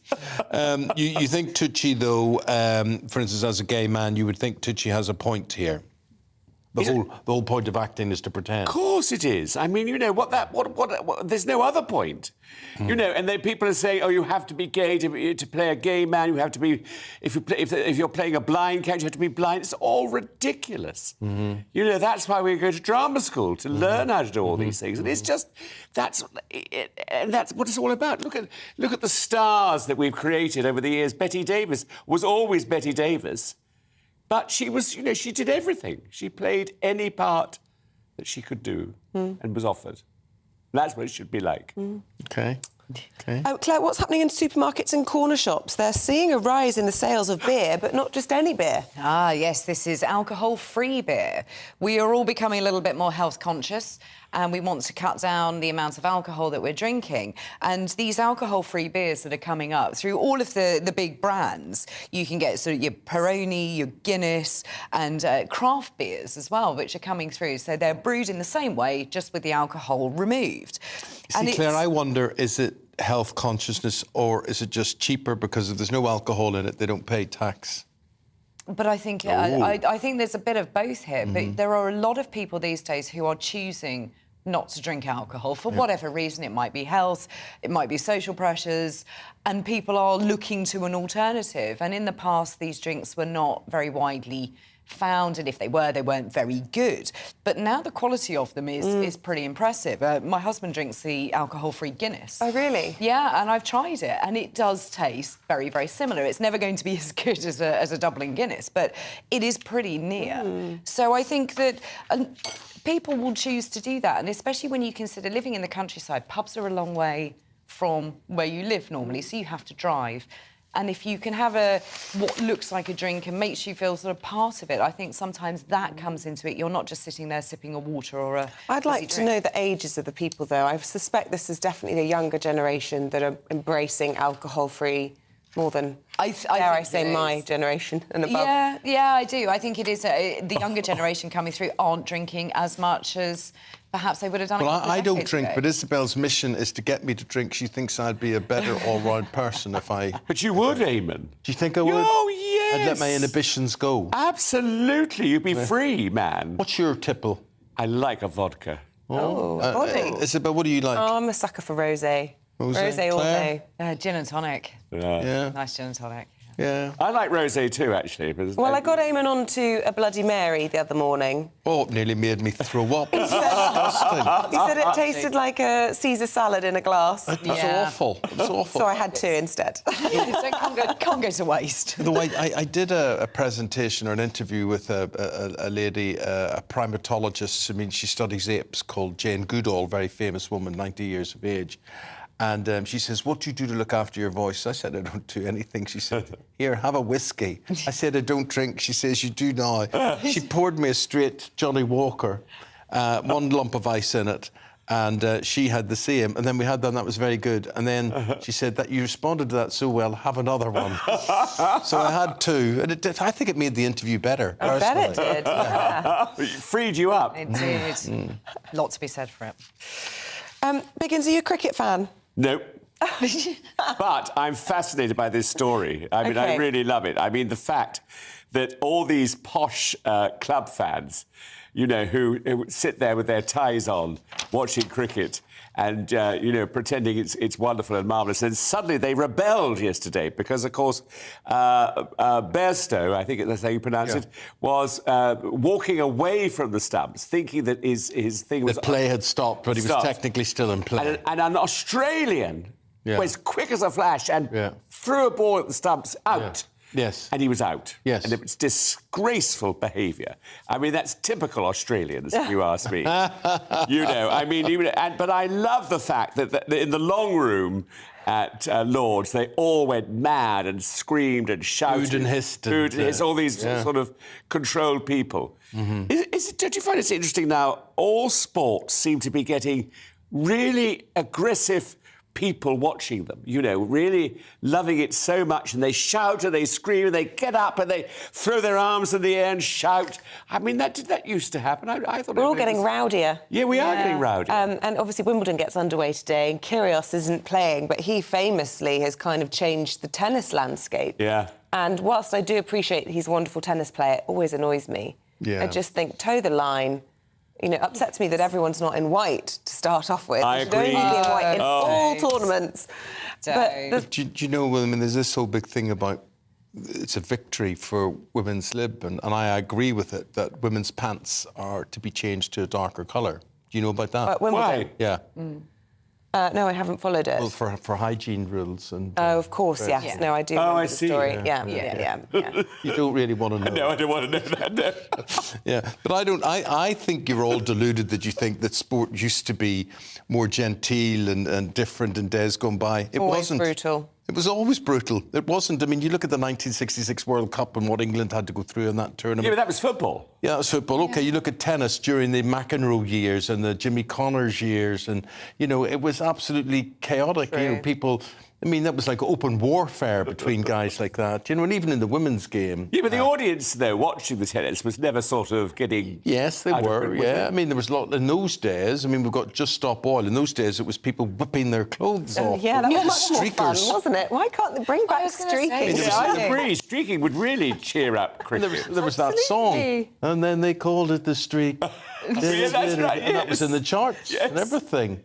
That all happened during... I have to say that the tennis crowd is generally still pretty polite. Yeah, I think I think the cricket crowd's pretty drunk because, you know, it's a long, slow game, so they drink... This is Lord's cricket ground. This is the I home know, of but they cricket. do This still is the get- MCC, the long room, which is the most beautiful room. Yeah. You don't expect people in those sort of jackets and the tie to come out and start accusing people Sometimes of they're the cheating. worst. I think so, but I think all that jostling, it was not a good look. No, I do agree. find it quite amusing. The Australians are turning around saying, you're all mean to us. So I think the I would irony rather here is people quite had nice. a desire to win than be polite about everything. Yeah, well, I think winning is good. Yeah, I'd be a very bad loser. No, I don't like... I'm the same. That's why I don't do them. Yeah. Sports. Guys, well, please do the papers again. Come back in about 45 minutes' time. We'd appreciate if you did. Claire, Christopher, thank you very much. Thank you. It is 7:45. Let's bring you up to date with some of today's top stories. The Foreign Secretary is to hail UK-EU relations when he meets top Brussels leaders later today. James Cleverly will also stress the importance of giving aid to Ukraine ahead of a meeting with NATO's Secretary-General Jens Stoltenberg. Labour promises to save the taxpayer billions in agency fees, saying that state schools in England have paid recruitment agencies more than £8 billion since 2010. Keir Starmer's party says it would introduce a new retention payment for teachers who stay more than 2 years to stop them leaving the job. The Prime Minister is facing calls from within his own party to cut immigration by 2/3. The group of Conservative MPs from the 2017 and 2019 intake say not cutting migration risks a voter exodus. House hunters are prioritising energy efficiency in their search for a home, new research is suggesting. A survey of those looking to move home found that concerns around the cost of living and the environment were of growing importance.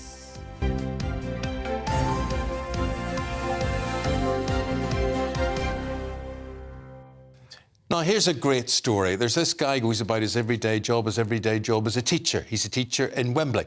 And what's happened, it didn't stop there, because luckily he then got a chance to star or land his dream role with Harrison Ford in the new Indiana Jones film, which has just been released at the weekend.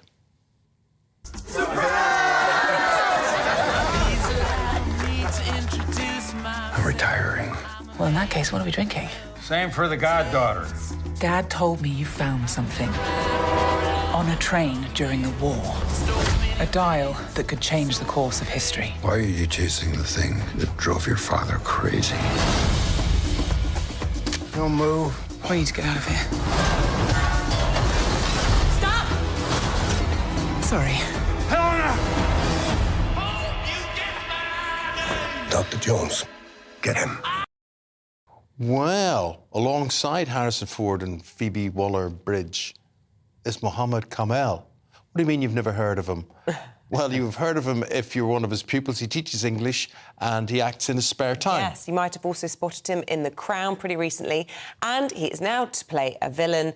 And I'm pleased to say Mohammed joins us in the studio this morning. This is an extraordinary story. So you're not even a professional actor. You just do this as a hobby on the side. And what, you got spotted from The Crown and parachuted in, if you pardon the pun, into Indiana Jones? That's right. It was just a very surreal experience. This doesn't happen in real life.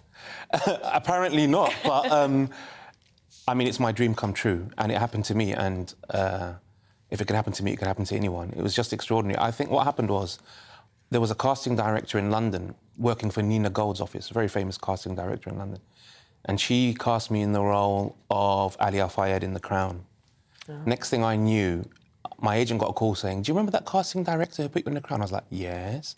Well, there's a secret project that she wants you to audition for. Just film yourself on your camera phone, doing the lines that they send you. And I was like, what's the project? And even my agent didn't know. She said, I don't know.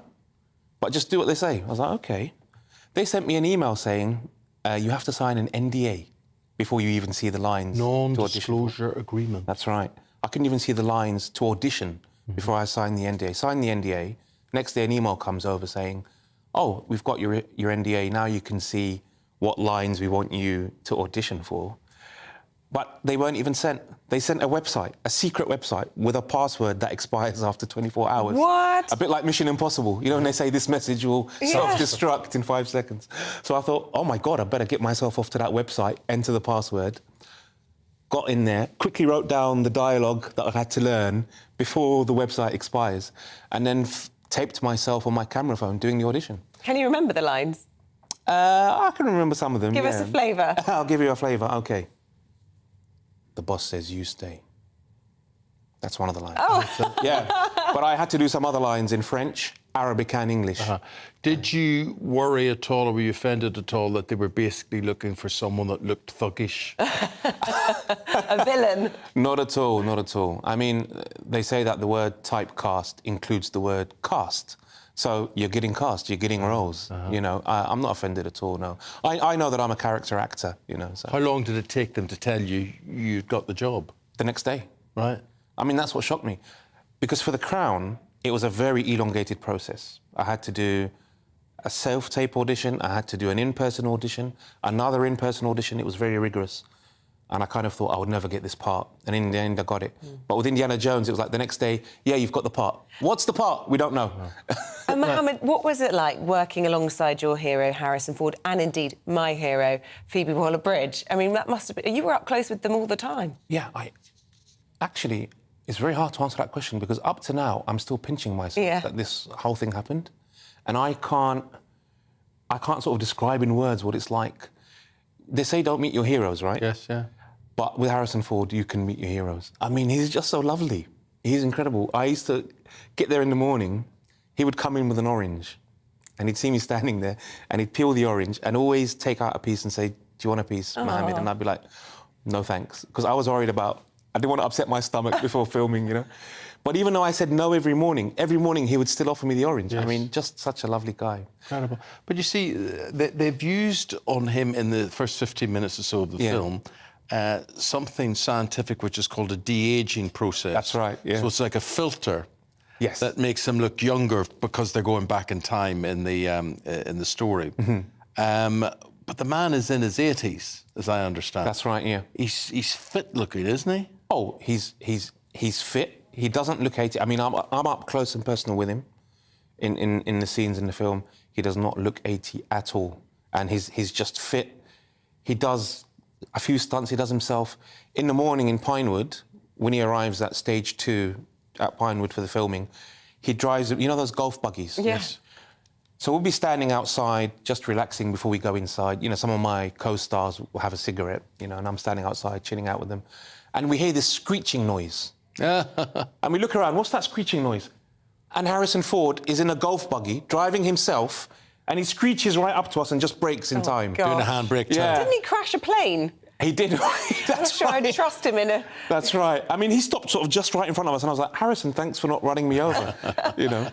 Well, wow, what a be interested to see story. how the kids, when the film's on general release, which it is from the weekend, how they all react in the classroom to you. Oh, they'll be so excited. But you're their hero, Mohammed Kamal. Thank you very much indeed. Thanks for telling us the story. Thanks for inviting me on. We should do a bit of an orange incidentally. Sort of for you. We will head to the break and stay with us as the head of the NHS England warns patients will pay the price for strikes. We'll also have the latest on threats they could last until 2025. But first, here's your forecast with Greg Dewhurst.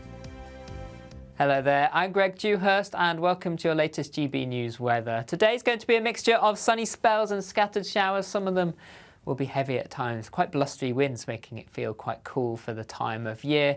Looking at the bigger picture, low pressure sits just to the northeast of the UK, allowing this northerly flow, quite chilly, and we'll see showers, perhaps some longer spells of rain over the next few days too.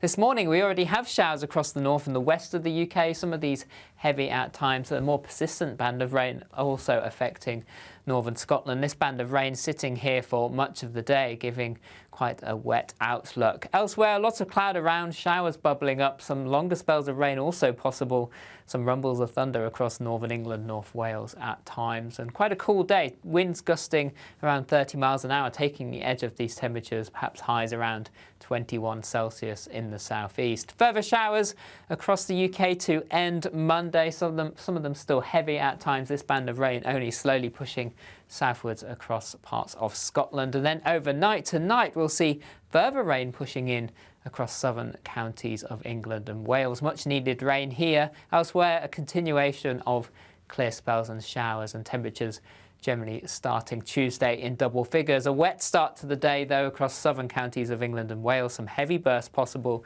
as this band only slowly pushes southeastwards. And then it's a day of sunshine and showers across the country once more. Some of the showers will be heavy at times. The odd rumble of thunder is possible. Winds generally a little lighter compared to Monday, but still fairly cool. Temperatures in the high teens to low 20s across all parts of the UK. Over the next few days, we'll continue to see further showers, but towards the end of the week, it does start to turn drier, and temperatures also start to rise once more, back above average, perhaps 28 degrees by the weekend. When the news happens, it happens here. And really important breaking news. Breaking news this morning. On TV, radio and online, the news starts here on Britain's Newsroom. All the biggest stories and the answers that you need from across the UK and beyond. Join Britain's Newsroom from 9:30 on GB News. The People's Channel, Britain's news channel. The Live Desk with me, Mark Longhurst. And me, Pip Thompson. It's here Monday to Friday on GB News. From midday, we'll bring you the news as it breaks, whenever it's happening and wherever it's happening, from across the UK and around the world. Refreshing, feisty, but with a bit of fun too. If it matters to you, we'll have it covered on TV, radio and online. Join the Live Desk on GB News, the People's Channel, Britain's news channel.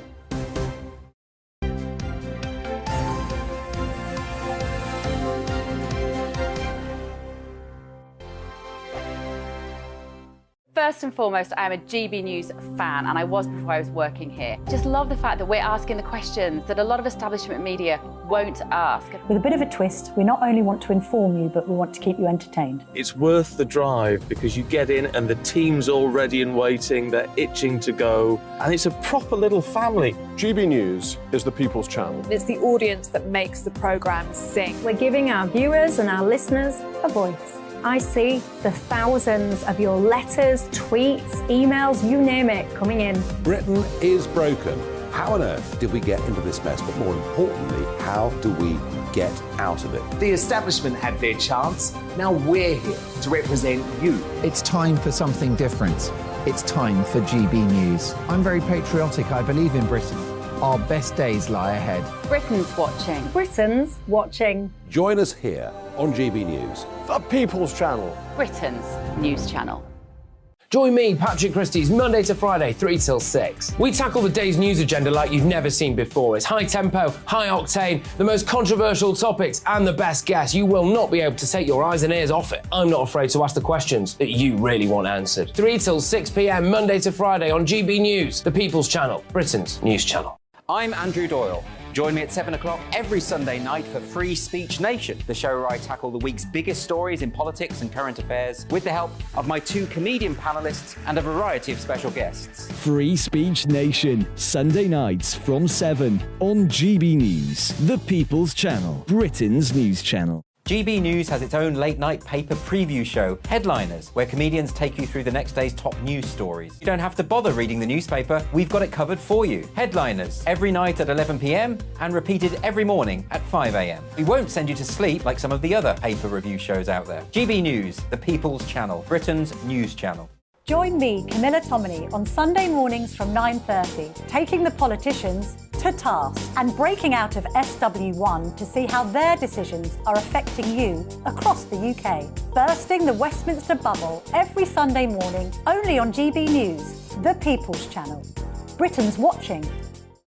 Every Sunday from 11. Join Michael Portillo. There will be topical discussion, looking at the week before and the week to come. So kick back and relax at 11 a.m. on Sundays on GB News with me, Michael Portillo. GB News, the People's Channel, Britain's news channel.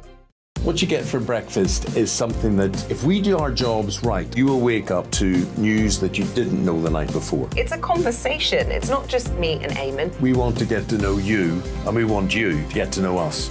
From 6, it's Breakfast with Eamonn and Isabel. Monday to Thursdays on GB News, Britain's news channel.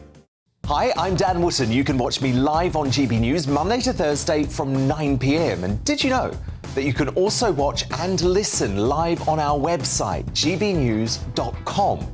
You'll always be up to date on the latest breaking news, as well as enjoying the best stories, opinions and shows. You can even join the debate under our live player as you're watching. So head straight to gbnews.com on TV, radio and online. GB News, Britain's news channel.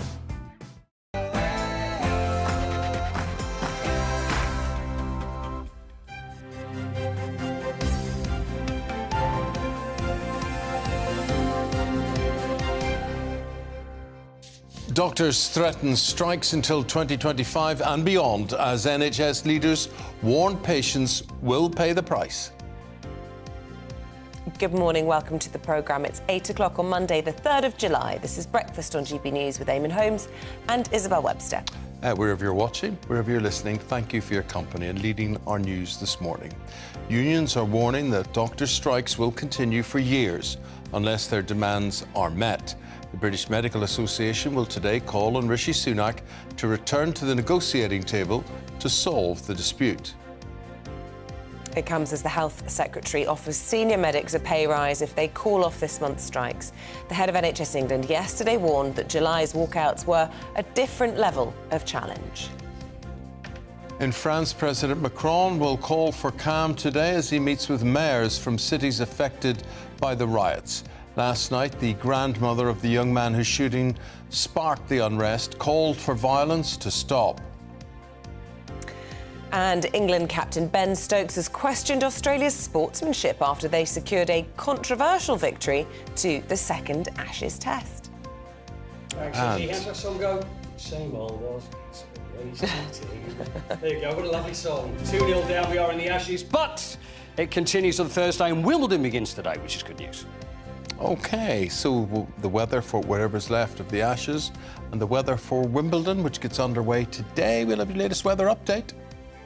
Hello there. Sunshine and showers in the forecast today. Some of the showers will be heavy and thundery in places. Find out exactly where with me later on.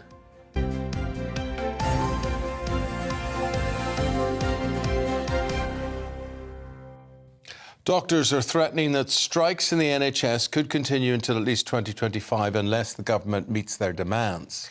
In an attempt to avert industrial action by senior medics later this month, the Health Secretary, Steve Barclay, is offering doctors a pay rise if they return to the negotiating table. This comes as the head of NHS England warns of a new level of disruption, adding that patients will pay the price for unions and the government not resolving their dispute. Well, let's speak now to Dr Lawrence Gurlis, who is a private doctor, we should add, but has strong views on all of this. Good morning to you. Good morning, Isabel. Hi. Good morning. Listen, look, we've got a very difficult month ahead for patients. We know the impact now of previous strikes in terms of cancelled appointments and operations. Now the consultants are getting involved as well. What's your view in all of this, with the Chief Executive of the NHS saying it's going to get worse for patients? Do you agree?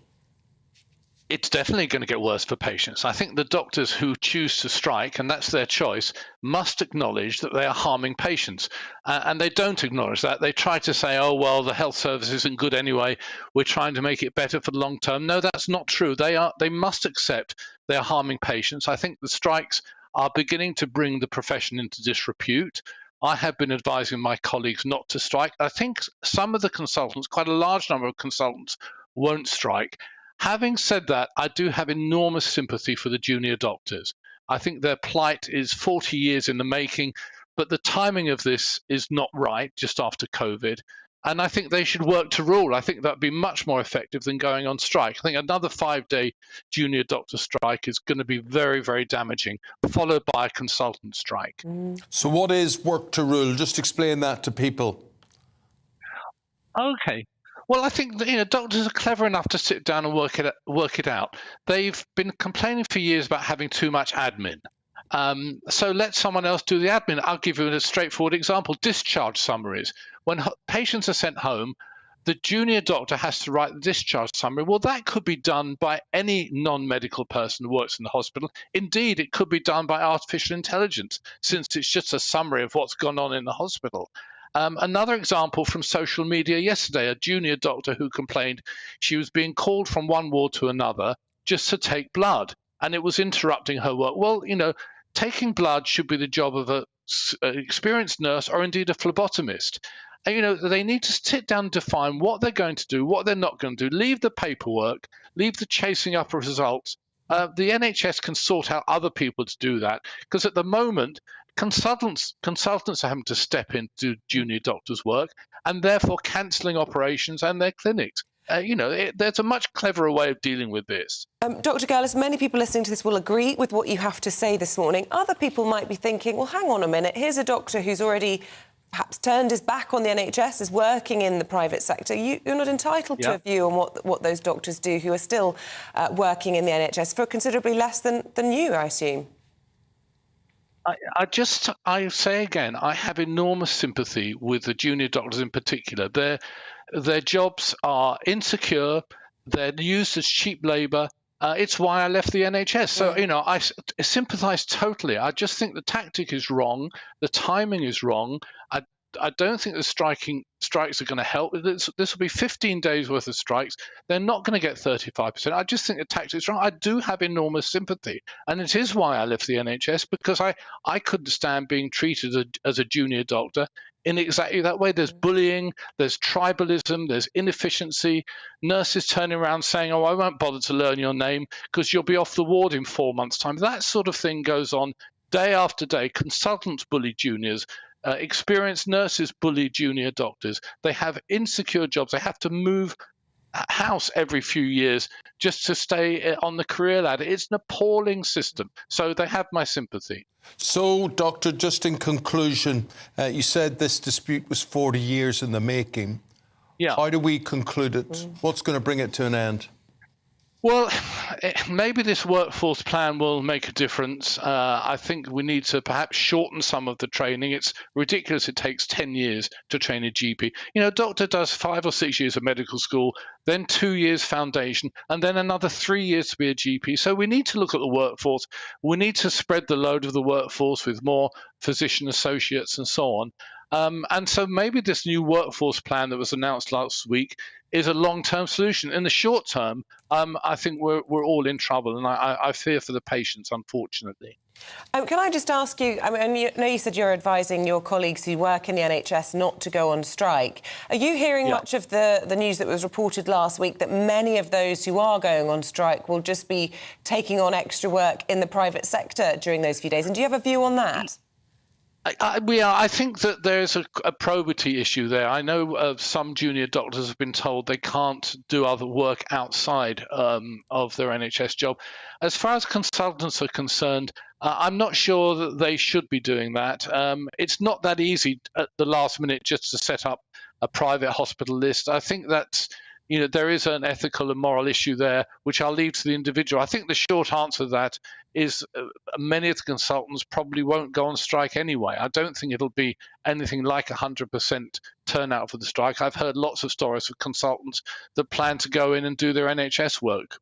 Dr. Gurlis, we'll leave it there. Thank you very much indeed for getting in touch with us this morning. In France, President Macron will today urge for calm when he meets with mayors from cities impacted by the ongoing riots.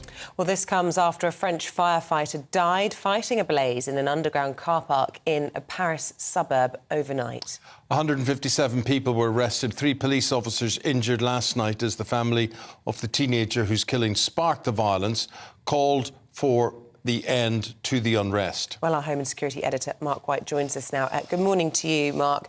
And it certainly seems, although it's too early to rule out the end of violence, but it certainly seems as though things are calming down a bit. Yeah, but, I mean, it's all relative, isn't it? I mean, we still had significant disorder in a number of communities and obviously the tragic death of this firefighter who was tackling a blaze in an underground car park sparked, we understand, by rioters in a northern suburb of France overnight. He died despite the efforts of colleagues to try to treat him at the scene. No further information on that, but this has been confirmed by Gérald Darmanin, the Interior Minister in France this morning, as he also confirmed 157 arrests. And those firefighters have been, just as busy as the police across France. Last night, again, 350 almost buildings that have been set on fire and around 300 vehicles set on fire. So still significant disorder, yes, on a scale reduced from previous nights. So perhaps some positives to take from that. But as always with these ongoing situations, it doesn't take much to spark it again. But Mark, to what purpose, to what end, what are they trying to achieve here? Well, I think initially, after the death of this young man on Tuesday of last week, there was anger and outrage at that. It was protests that then turned violent. I think in the days that followed that, word spread and many young people who never knew this man at all were out on the streets just indulging in mindless violence and, looting stores. And it's continued, and they've been using social media to figure out the best places to go, to congregate, to get away from the police. It's being fuelled, again, according to the French President Emmanuel Macron, by activist groups who, again, he says, have their own agenda, but they are continuing to stoke these tensions. And do you think it's possible to draw parallels? Was it 2011, the Tottenham riots and the shooting of Mark Duggan? I mean, is it a similar sort of thing where a legitimate outrage actually gets transcended by just mindless violence and boredom? I think that's a key and very accurate comparison. There are differences, obviously, in terms of the community tensions in France, where vast parts of that country or communities within that country, particularly from North Africa, Algeria, Tunisia, Morocco, those individuals feel that they are second-class citizens, that they are denied job opportunities or in poor areas, and that they are racially profiled and discriminated against. That stoked a lot of tensions. But where there is definitely I think a parallel with 2011 here is, yes, it was sparked from the shooting of a young man, in that case Mark Duggan back then. There was outrage in that local community in Tottenham, but that very quickly led to copycat rioting in many parts of London and then many other communities throughout the UK in the week or so that rioting took place. And they were awful scenes back in 2011 as well. But yes, it was then, less about a protest of what had happened to Mark Duggan and much more about just this mindless violence fueled by social media as it was back then. It was people on BlackBerry Messenger, remember that? Yeah, BBM. Yeah. Those were the days. All right, thank you so much with that. Appreciate it. Royal matters now. We turn our minds to Scotland. King's Charles will begin a series of engagements there today as the first Holyrood week since his coronation. On Wednesday, the monarch will visit St Giles's Cathedral for a special ceremony of Thanksgiving, and he'll be presented with the nation's crown jewels. Joining us with more details, our royal correspondent, Cameron Walker. Tell us more, Cameron. Good morning, Eamonn. Yes, well, each year the monarch traditionally spends a week in Edinburgh in residence at the Palace of Holyrood House. And of course, this year is extra special because it is King Charles III's first time in doing so. He will be officially welcomed to the city of Edinburgh a little bit later on today in a ceremony known as Ceremony of the Keys. And of course, I was stood here this time last year, and it was Queen Elizabeth II's final time taking part in that ceremony before she went up to Balmoral in Aberdeenshire to retire for the summer. The King did take part in Ceremony of the Keys on the 12th of September here when he came up to Edinburgh during the mourning period for Queen Elizabeth II's death. But of course, this time it's going to be a celebration, and the King will be officially welcomed to the city by the Lord Provost Robert Aldridge, which is similar to a kind of ceremonial mayor. And the Lord Provost will tell him, "We, the Lord Provost and members of the City of Edinburgh Council, welcome Your Majesty to the capital city of your ancient and hereditary Kingdom of Scotland, and offer for you your gracious acceptance the keys to Your Majesty's good city of Edinburgh." Well, in response, His Majesty the King is expected to say, "I return these keys, being perfectly convinced that they cannot be placed in better hands than those of the Lord Provost and councillors of my good city of Edinburgh."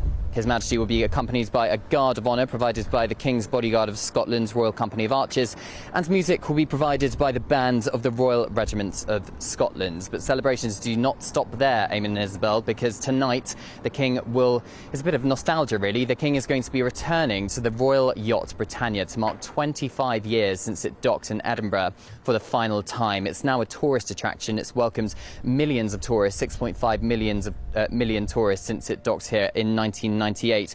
Of course, there was a big decommissioning ceremony for the Royal Yacht Britannia, which travelled more than 1 million nautical miles, nearly 1,000 state visits it transported the royal family to. And it was one of the only times really that Queen Elizabeth II visibly showed emotions in public. Well, the King is going to be returning to that special yacht for a big reception later this evening, before, of course, as you mentioned, the Honours of Scotland being presented to him on Wednesday. Cameron, thanks very much indeed. Well, joining us in the studio now is Vanity Fair royal editor Katie Nicholl. Good morning, good to see you as always, Katie. And I suppose seeing Holyrood House, seeing the palace again for the first time really in this kind of royal light since the passing of Her Majesty the Queen, where she lay in state for the first time, didn't she, after she passed away. Scotland was so much in the spotlight because she died north of the border. Well, she did. I mean, it was actually the Queen's wish that she die in Balmoral because that was the place where she felt most peaceful. And I think, you know, the turnout of the Scots and the support of the Scottish people was quite overwhelming. So they got to say their own personal farewell to the monarch who loved Scotland possibly more than anywhere else in the world, actually. And now it's the start of a new relationship with a new monarch who's going to be celebrated over the course of Royal Week in Scotland, and accompanied by the Prince and Princess of Wales, who, of course, when they're in Scotland, are known as the Duke and Duchess of Rothesay. So I think you're going to see this sort of the spotlight on the senior four royals. And I think for the King and the Queen, it will be a very, very important moment. It's going to be very interesting to see how many people turn up on the Royal Mile, because, as you say, Isabel, the last time we saw the Royal Mile, it was packed, but it was packed for the Queen. And we understand that there's going to be a big visit next week for the King as well. Yes, with the President of the United States. So usually after Royal Week, the monarch tends to stay in Scotland and begin their summer, their time off. And the King will be going to Balmoral. I'm told that he's going to be continuing those traditions. But before he takes that summer break, he will be meeting the President of the United States, who's coming over for a visit, which will include other parts of Europe as well. And, of course, he wasn't at the coronation because no president has been at a coronation before. So this will be the first opportunity for a meeting. So it's not a full state visit. This is what's described as a diplomatic visit. What are the differences? Well, I think, to be honest, it's going to feel like a state visit. I mean, the red carpet is going to be rolled out. It's going to feel like a proper occasion. This is the President of the United States. So it's slightly different to a state visit, but I think, as I say, the red carpet will be rolled out. Be very formal. And then after that, the King will be heading up to Balmoral with the Queen. And, you know, this is very much his wish to sort of continue traditions. We saw him at Ascot, continuing the Queen's tradition there, and we're going to see him at Balmoral as well, I think, entertaining the whole family and taking a proper summer off. It's been a busy period. Will he stay at Birk Hall or will he stay at Balmoral? Well, if you read Vanity Fair later on, you will discover, but to give you a heads up, it will be Balmoral. Oh, interesting. Yes, so and there's one person who's not entirely happy about that that, but you have to read later on to I look find forward out. to But it will Good be teaser. Balmoral. Yes, I'm Okay. teasing you. Thank you very much. Katie Nicholl, Vanity Fair's Royal Editor, in case you hadn't guessed from that. Thank you. With the time at 18 minutes past 8, coming up, we'll be live from Wimbledon as it gets underway today. Paul Coit taking you through that and the rest of today's sport.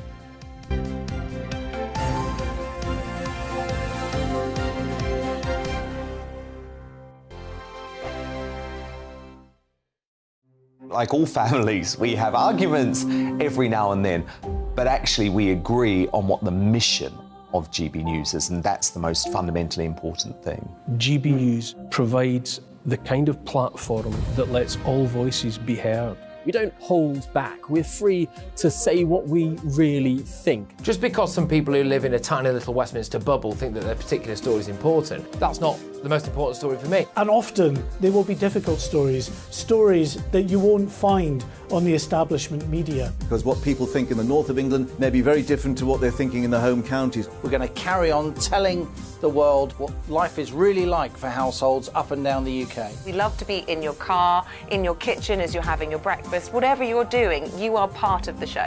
If it matters to you, it matters to us.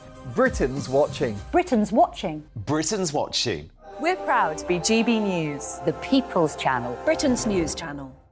Monday to Thursday, 9 p.m. till 11 p.m. Join me, Dan Wootton. I'll bring you the sharpest takes and hottest debates. Do you not believe in prison? I don't believe in prisons. I'm completely stunned. I guarantee you there'll be no spin, no bias, no censorship. I actually was personally quite offended by it.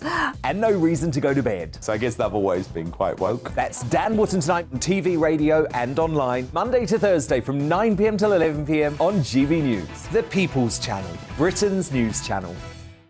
The Live Desk with me, Mark Longhurst. And me, Pip Thompson. It's here Monday to Friday on GB News. From midday, we'll bring you the news as it breaks, whenever it's happening and wherever it's happening, from across the UK and around the world. Refreshing, feisty, but with a bit of fun too. If it matters to you, we'll have it covered on TV, radio and online. Join the Live Desk on GB News, the People's Channel, Britain's news channel. The Jubes and Kerr, we tackle the issues of the day with real, robust debate, both sides of the fence, battling it out with me in the middle with my forthright opinions and views. And often really interesting things happen because you start with a position and then by the end of the debate you find actually, well, I might not have thought about that one. What we need in this country is 2 new political parties. You should maybe think about doing a 2024 calendar. I'm Michelle Dewberry and I'm keeping you company right through until 7 o'clock this evening. GB News, the People's Channel, Britain's watching. Westminster is going around in ever-decreasing circles, followed by the media. Britain is broken. How on earth did we get into this mess? But more importantly, how do we get out of it?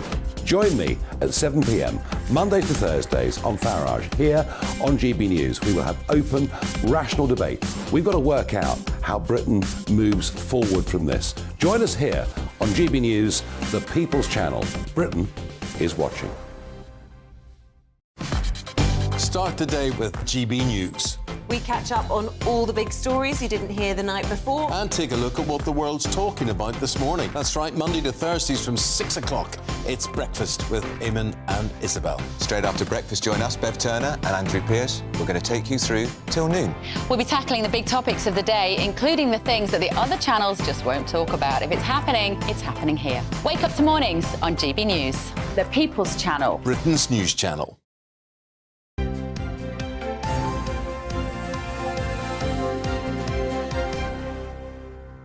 Welcome back. Still to come on the show this morning, the mother of a campaigner who died from a rare form of brain cancer says not enough is being done to treat the condition. We'll be speaking to her at 9:15. Then, just after 9 o'clock, sketch writer for the Daily Telegraph, Madeleine Grant, in the studio, giving her take on threats from doctors to strike for the next 2 years if they have to. And we love to hear from you throughout the course of the morning. Do keep your emails coming in. Lots of you this morning. Tony on the crisis in the NHS says the best retention for teachers and NHS staff is to make them return the cost of their training, taxpayer funded, if they leave or move abroad within 5 years. And I have to say, there's been a growing chorus of people saying this. Teresa says, I know some are suggesting starting to charge for doctor's appointments. Are they going to stop taking national insurance out of our wages if that actually happens? Good question, Teresa. Just on the weather situation and temperatures, where it's expected to get warm, quite a lot warmer, maybe up to 40 degrees over the next month. Rodney says, a little tip, keep your doors and windows closed and curtains drawn, and keep the sun out of your house from before it starts in the morning. It will keep your house a little bit cooler.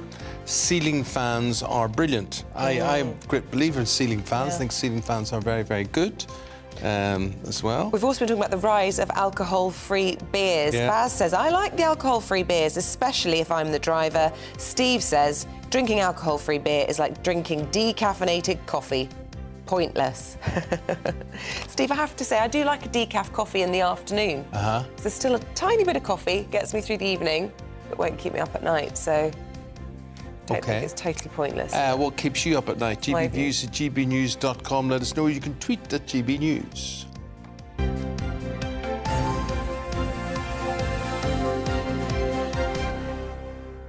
Here are your sports pages, beginning with the Express. Spirit of cricket reduced to ashes. Ben Stokes accuses Australia of forsaking the spirit of cricket. The Mail says, disgrace, shameful. Aussies go against the spirit of the game to stump Bairstow. And The Guardian reminds you that it's time for tennis. All eyes in SW19 as centre court royalty returns to Wimbledon, presenting royalty in the form of Paul Coit here with us today to take us through the sport and the gossip from Wimbledon. What have you got, Paul? Well, the main thing is Nick Kyrgios. See, I think we're divided on Nick Kyrgios, aren't we? Because I like him. There's something about Nick Kyrgios that I really like, and I like characters in the game. I felt the same way about McEnroe, Connors. But Nick Kyrgios, he's going to be out of Wimbledon. You know, he got to the final last year.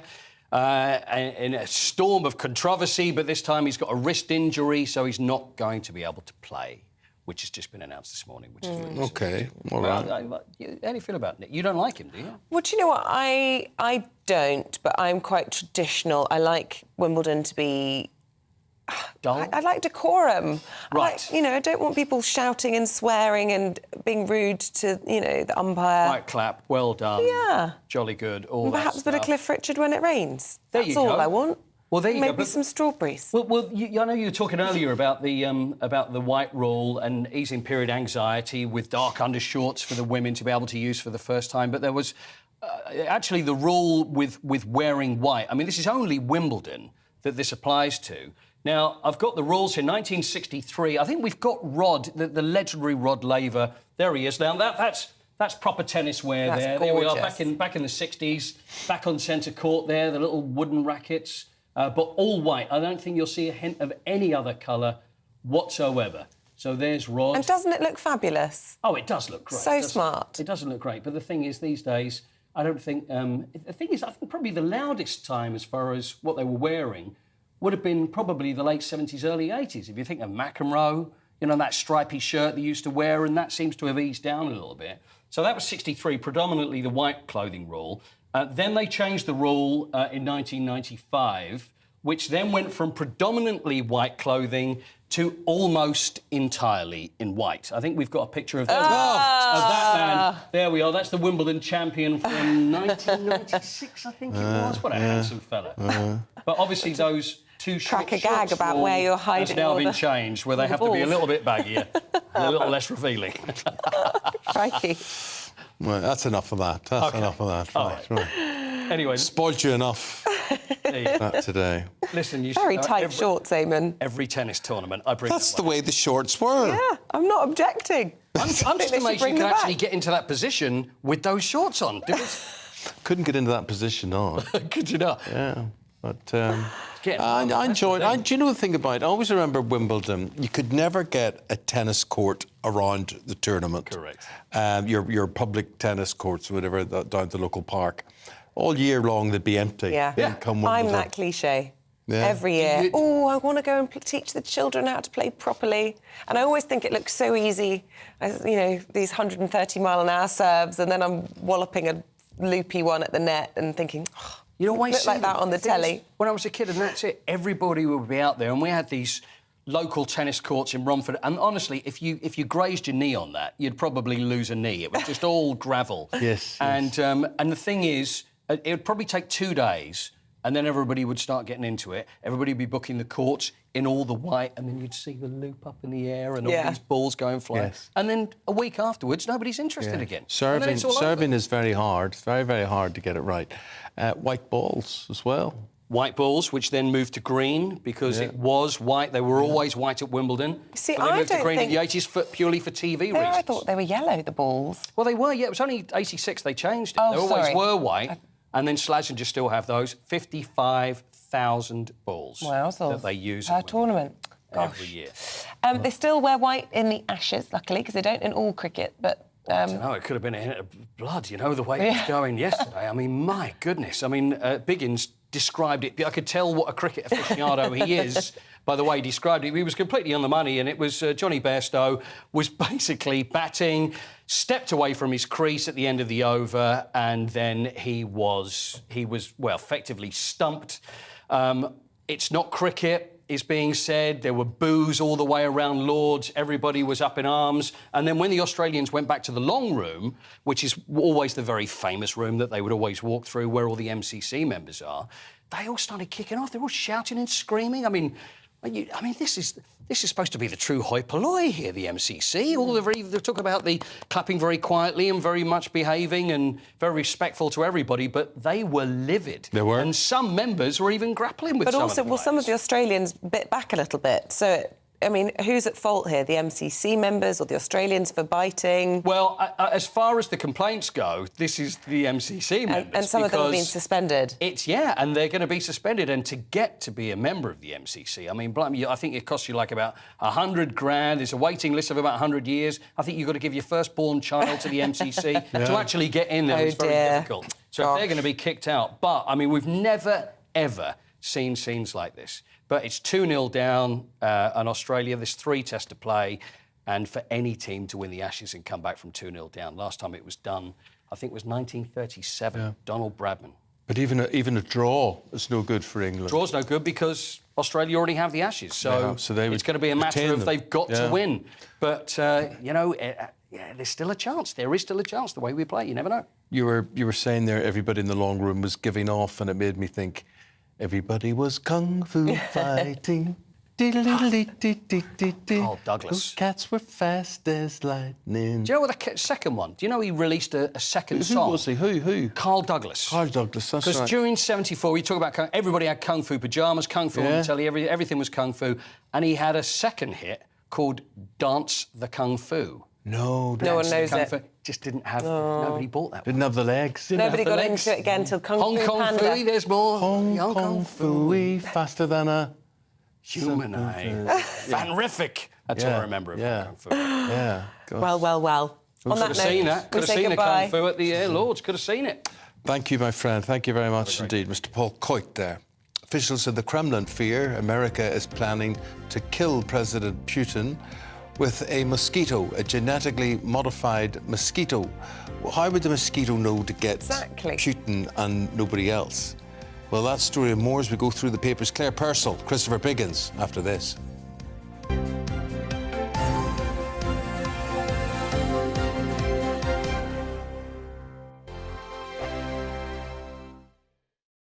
First and foremost, I am a GB News fan, and I was before I was working here. Just love the fact that we're asking the questions that a lot of establishment media won't ask. With a bit of a twist, we not only want to inform you, but we want to keep you entertained. It's worth the drive because you get in and the team's all ready and waiting, they're itching to go, and it's a proper little family. GB News is the People's Channel. It's the audience that makes the programme sing. We're giving our viewers and our listeners a voice. I see the thousands of your letters, tweets, emails, you name it, coming in. Britain is broken. How on earth did we get into this mess? But more importantly, how do we get out of it? The establishment had their chance. Now we're here to represent you. It's time for something different. It's time for GB News. I'm very patriotic. I believe in Britain. Our best days lie ahead. Britain's watching. Britain's watching. Join us here on GB News. The People's Channel. Britain's news channel. Join me, Patrick Christie's, Monday to Friday, 3 till 6. We tackle the day's news agenda like you've never seen before. It's high tempo, high octane, the most controversial topics and the best guests. You will not be able to take your eyes and ears off it. I'm not afraid to ask the questions that you really want answered. 3 till 6 p.m, Monday to Friday on GB News, the People's Channel, Britain's news channel. I'm Andrew Doyle. Join me at 7 o'clock every Sunday night for Free Speech Nation, the show where I tackle the week's biggest stories in politics and current affairs with the help of my 2 comedian panellists and a variety of special guests. Free Speech Nation, Sunday nights from 7 on GB News, the People's Channel, Britain's news channel. GB News has its own late-night paper preview show, Headliners, where comedians take you through the next day's top news stories. You don't have to bother reading the newspaper, we've got it covered for you. Headliners, every night at 11 p.m, and repeated every morning at 5 a.m. We won't send you to sleep like some of the other paper review shows out there. GB News, the People's Channel, Britain's news channel. Join me, Camilla Tominey, on Sunday mornings from 9:30, taking the politicians to task and breaking out of SW1 to see how their decisions are affecting you across the UK. Bursting the Westminster bubble every Sunday morning, only on GB News, the People's Channel. Britain's watching. Every Sunday from 11, join Michael Portillo. There will be topical discussion, looking at the week before and the week to come. So kick back and relax at 11 a.m. on Sundays on GB News with me, Michael Portillo. GB News, the People's Channel, Britain's news channel. What you get for breakfast is something that, if we do our jobs right, you will wake up to news that you didn't know the night before. It's a conversation. It's not just me and Eamonn. We want to get to know you, and we want you to get to know us. From 6, it's Breakfast with Eamonn and Isabel. Monday to Thursdays on GB News, Britain's news channel. Hi, I'm Dan Wootton. You can watch me live on GB News Monday to Thursday from 9 p.m. And did you know that you can also watch and listen live on our website, gbnews.com? You'll always be up to date on the latest breaking news, as well as enjoying the best stories, opinions and shows. You can even join the debate under our live player as you're watching. So head straight to gbnews.com on TV, radio and online. GB News, Britain's news channel.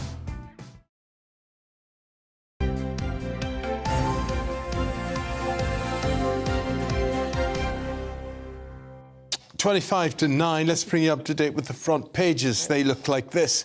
Doctors will get a pay rise if they call off the strikes. This is in the Times. The Health Secretary seeks to resume negotiations. Doctors raise the spectre of NHS strikes until 2025. That's the warning on the front of the Express this morning. Here's the Mirror. Super teacher hit squads. Labour plans to send in reinforcements to struggling schools. We spoke to the Shadow Schools Minister on this earlier in the programme. Daily Mail. Says it's time to put the brakes on the damaging petrol car ban, which is scheduled for just 6 years' time. Yeah, no new diesel or petrol cars in, what did you say, 6 years' time? 7 Yeah, 2030, by 2030. What is it now, 2020? 23. Yes, that's 7 years' time. 7.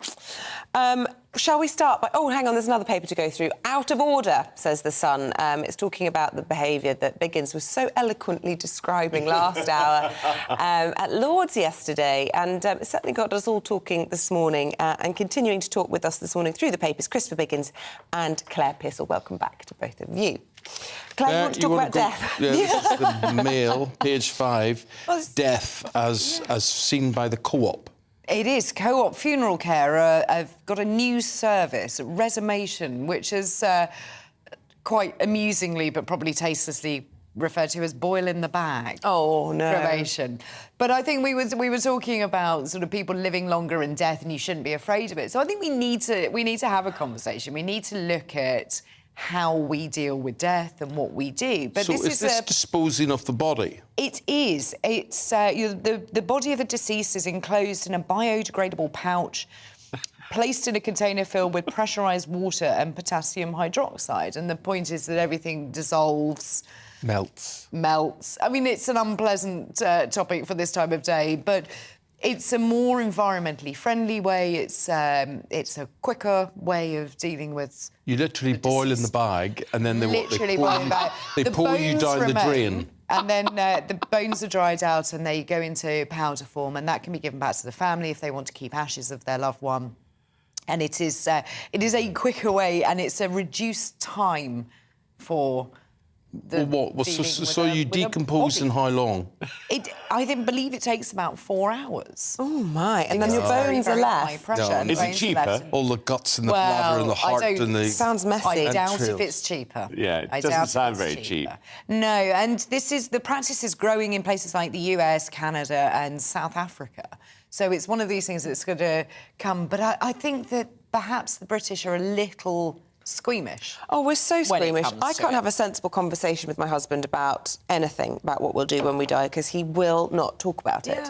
And all he ever comes out with, cryogenics. I just want to be frozen. And I'm like, stop being ridiculous. But he honestly thinks he's going to be frozen. I said, that would be awful. To be then thawed out sometime in the future. Exactly. When they find a cure. I'd be quite happy in a wicker basket under a beautiful oak tree somewhere where I can just, You want to be buried, do you?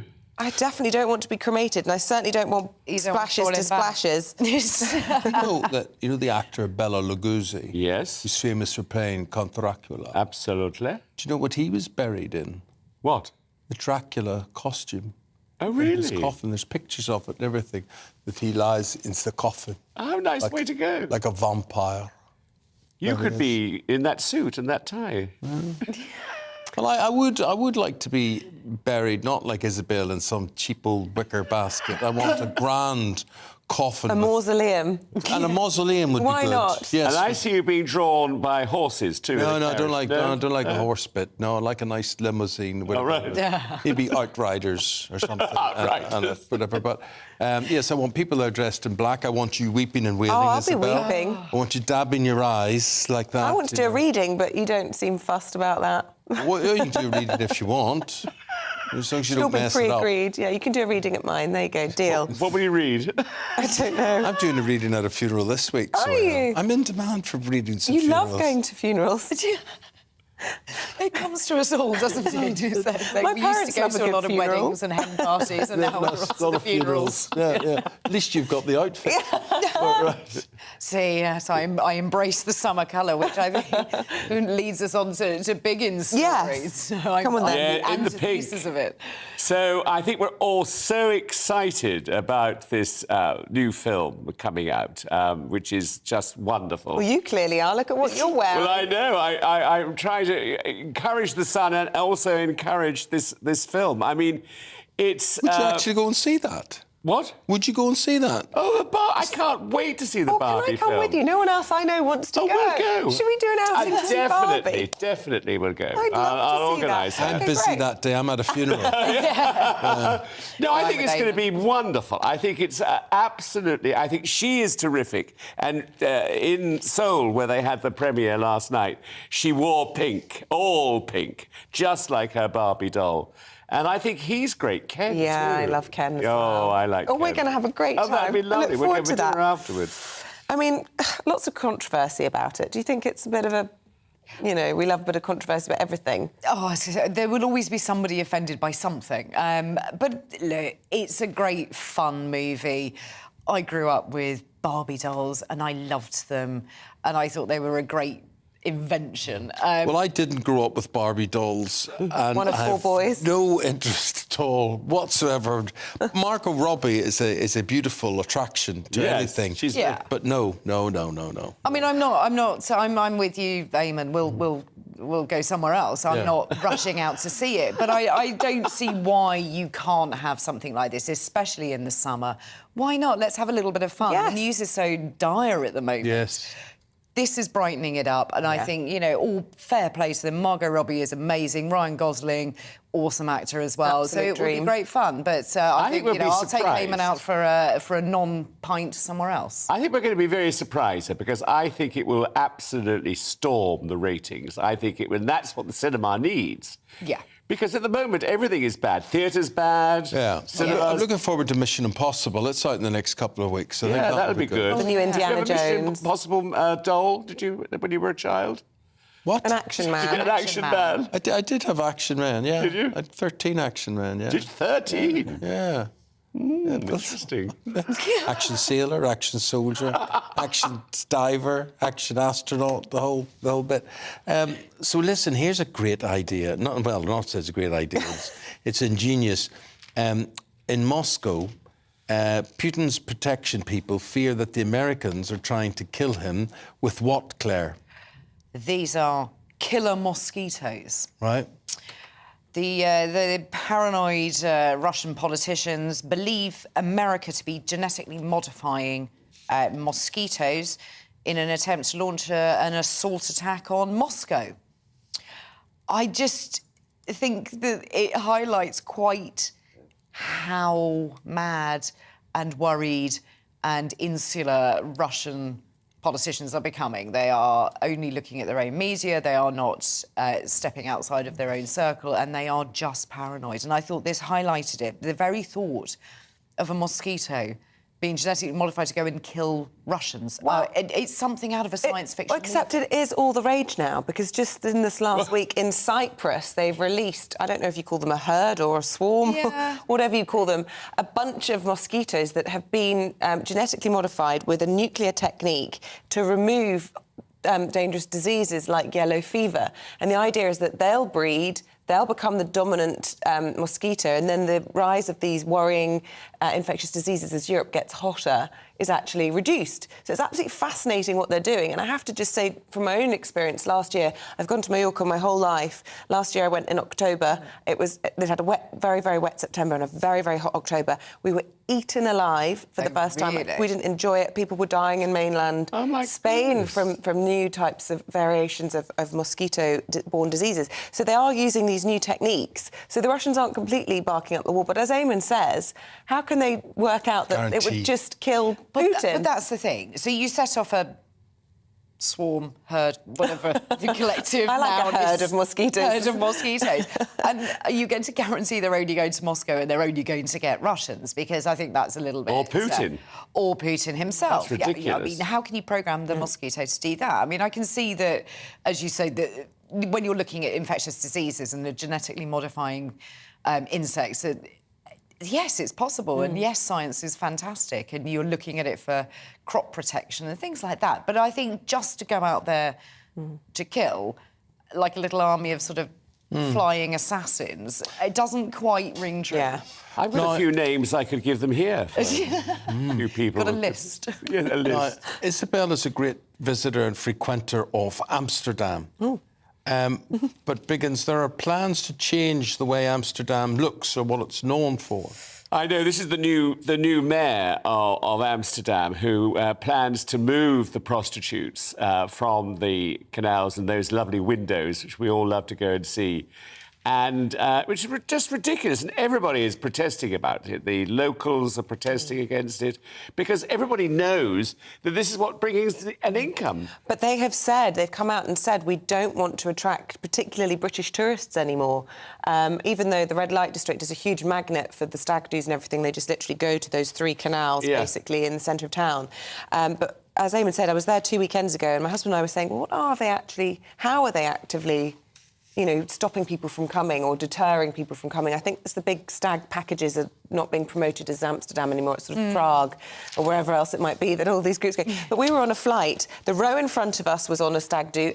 The guys beside us and the guys behind us, 8 in the morning, all pissed out of their minds, shouting over each other. The 2 of us were just sitting there. It was awful. It's really I do feel sorry for Amsterdam in that sense. And I think you're right, and it moves on to different areas, and different cities have their own problems. Like Prague has had issues, and certain parts of the sort of Balearics have also had their problems. But I think moving something which has got a historical sort of purpose being there, it feels wrong. It feels that you're not taking... What were you doing there? My husband used to live there, so we've still got lots of friends. Oh, I see. You were just visiting friends. You weren't there for the... I wasn't there for the red light district. No. As I was watching yesterday on Netflix, I think it was, if you watched Young, Fun and Banged Up in the Sun, you'll not... What? what? Was this because Countryfile was on 2 hours later? You had 2 hours later. You had to watch Young Fun and Banged You were Up in probably the watching Sun. Kunzberg or something, but I was watching Young Fun and Banged Up in the Sun. And I tell you, you would not want to be going on holiday and revelling. And behaving badly. Behaving badly, exactly, Claire. This is it. Thank you for both behaving so well today, both of you. And I'll see you at Barbie. You will. Thank you. Look Thank you forward very to it. much. I'll look indeed. into it. Fabulous. Right, we're just arranging our Barbie date, don't mind us.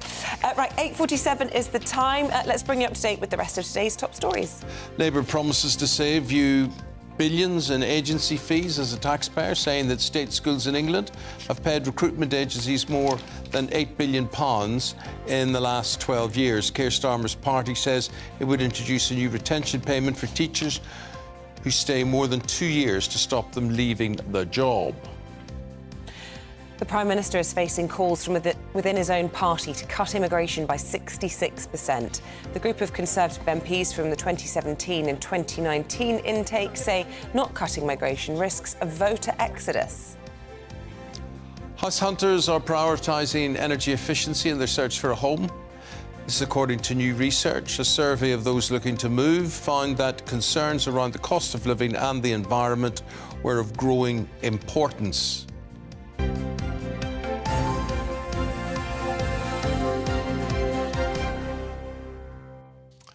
Now, the mother of a campaigner who died from a rare form of brain cancer says the illness is being neglected by the NHS.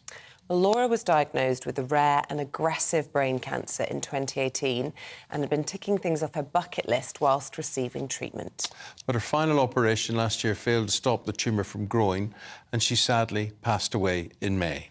Well, joining us now is her mother, Nicola Nuttall. Good morning to you, Nicola. And first and foremost, can we say how tragically sorry we are that you lost your daughter. Nobody should be burying their children at just the age of 23. I can't even imagine what that's been like for you. But I know that you've very much taken on her role as campaigner, and you are very concerned about the way the particular type of cancer your daughter had is being dealt with. Yes, when you get a diagnosis of glioblastoma, the first thing you do is go on the internet and look for what the outcomes are like and how you can treat it, because all you're given from the NHS as a standard is basically surgery, radiotherapy and one type of chemotherapy. So because we're moving forward so much in cancer treatments and cancer survival rates have doubled in the last 10 years, you kind of think, right, OK, there must be other things. And then you do a search and find out that this cancer is referred to often as the Terminator, and that there haven't been any new drugs or any new treatments for decades. And you think, well, that can't be right. And then you find out that it's brain tumours and brain cancer are the biggest cancer killer of children and adults under 40. And you marry that with the fact that it gets 2% of research, and it just doesn't make any sense. Sequencing done. So when you have a tumour removed, there is debris from that tumour. And actually, that may well hold the key to the treatment. So if you can get that analysed and find out what's driving the cancer to grow, you can find the right drugs to stop it, essentially. Well, what's driving you, of course, Nicola, is Laura. And you must think, when you talk about this cancer, this particular type of cancer, being overlooked, being neglected, what would be driving Laura? What would her attitude be towards this in dealing with this if she was still alive? Well, Laura never cried or got upset about her own diagnosis. She just took that on the chin and went, well, someone gets it. It just happens to be me. But the thing that did make her cry was when we lost somebody else from the community. And we've lost 2 in the last week. Well, 3 if you include Margaret McDonough. So that's 3 people to this seemingly rare diagnosis. And she was furious about the lack of funding. She would be marching down there to the House of Commons to campaign against the lack of funding. She was furious about it. So the least I can do is act on her behalf and try and change something for her. I mean, Laura tried herself. She donated her brain. That was the last thing that she did, was to try and help research. So, the least I can do is continue her fight. And you're taking that fight, I believe, to the British Neuro-Oncology Society conference in Manchester this week. And that's coming fresh on from a celebration of Laura's life just last week. And I presume that will really power you through that. Yeah, the celebration was amazing. It's interesting hearing you talking about funerals and death, because I think we are, as a nation, very squeamish about these things. And Laura didn't want anything that was what would be considered traditional. She wouldn't have gone with you, Eamonn. She wouldn't have had that. So we had a really lovely celebration that was on a farm attraction, Thornton Hall Farm. So we had chickens under the tables, and to get to the toilet, you went through the llamas, and we had a brass band and a ska band and a choir, and Gracie spoke, and it was a real celebration, and she would have much preferred that. So on the back of that, I mean, it was sad and we cried, but we also felt kind of empowered by the strength of Laura, because she was a very strong character. So yes, I'm going to be in Oz with my colleagues at the Our Brain Bank charity, and we're going to ask some questions about what the barriers are to research and why things haven't moved on in decades. Because it was, cancers move on. You get new drugs online, you get more specific drugs online that target specific types of cancer. And if you were to be diagnosed with breast cancer, you've got an 88% chance of still being here in 5 years' time. If you're diagnosed with glioblastoma, that's 5%. And that's really quite stark. And getting a diagnosis in 2018 means that she was going through all of this through lockdown and through COVID, and we know what the impacts were on cancer services, and that must have just been incredibly stressful. Do you think that had any impact on her outcomes?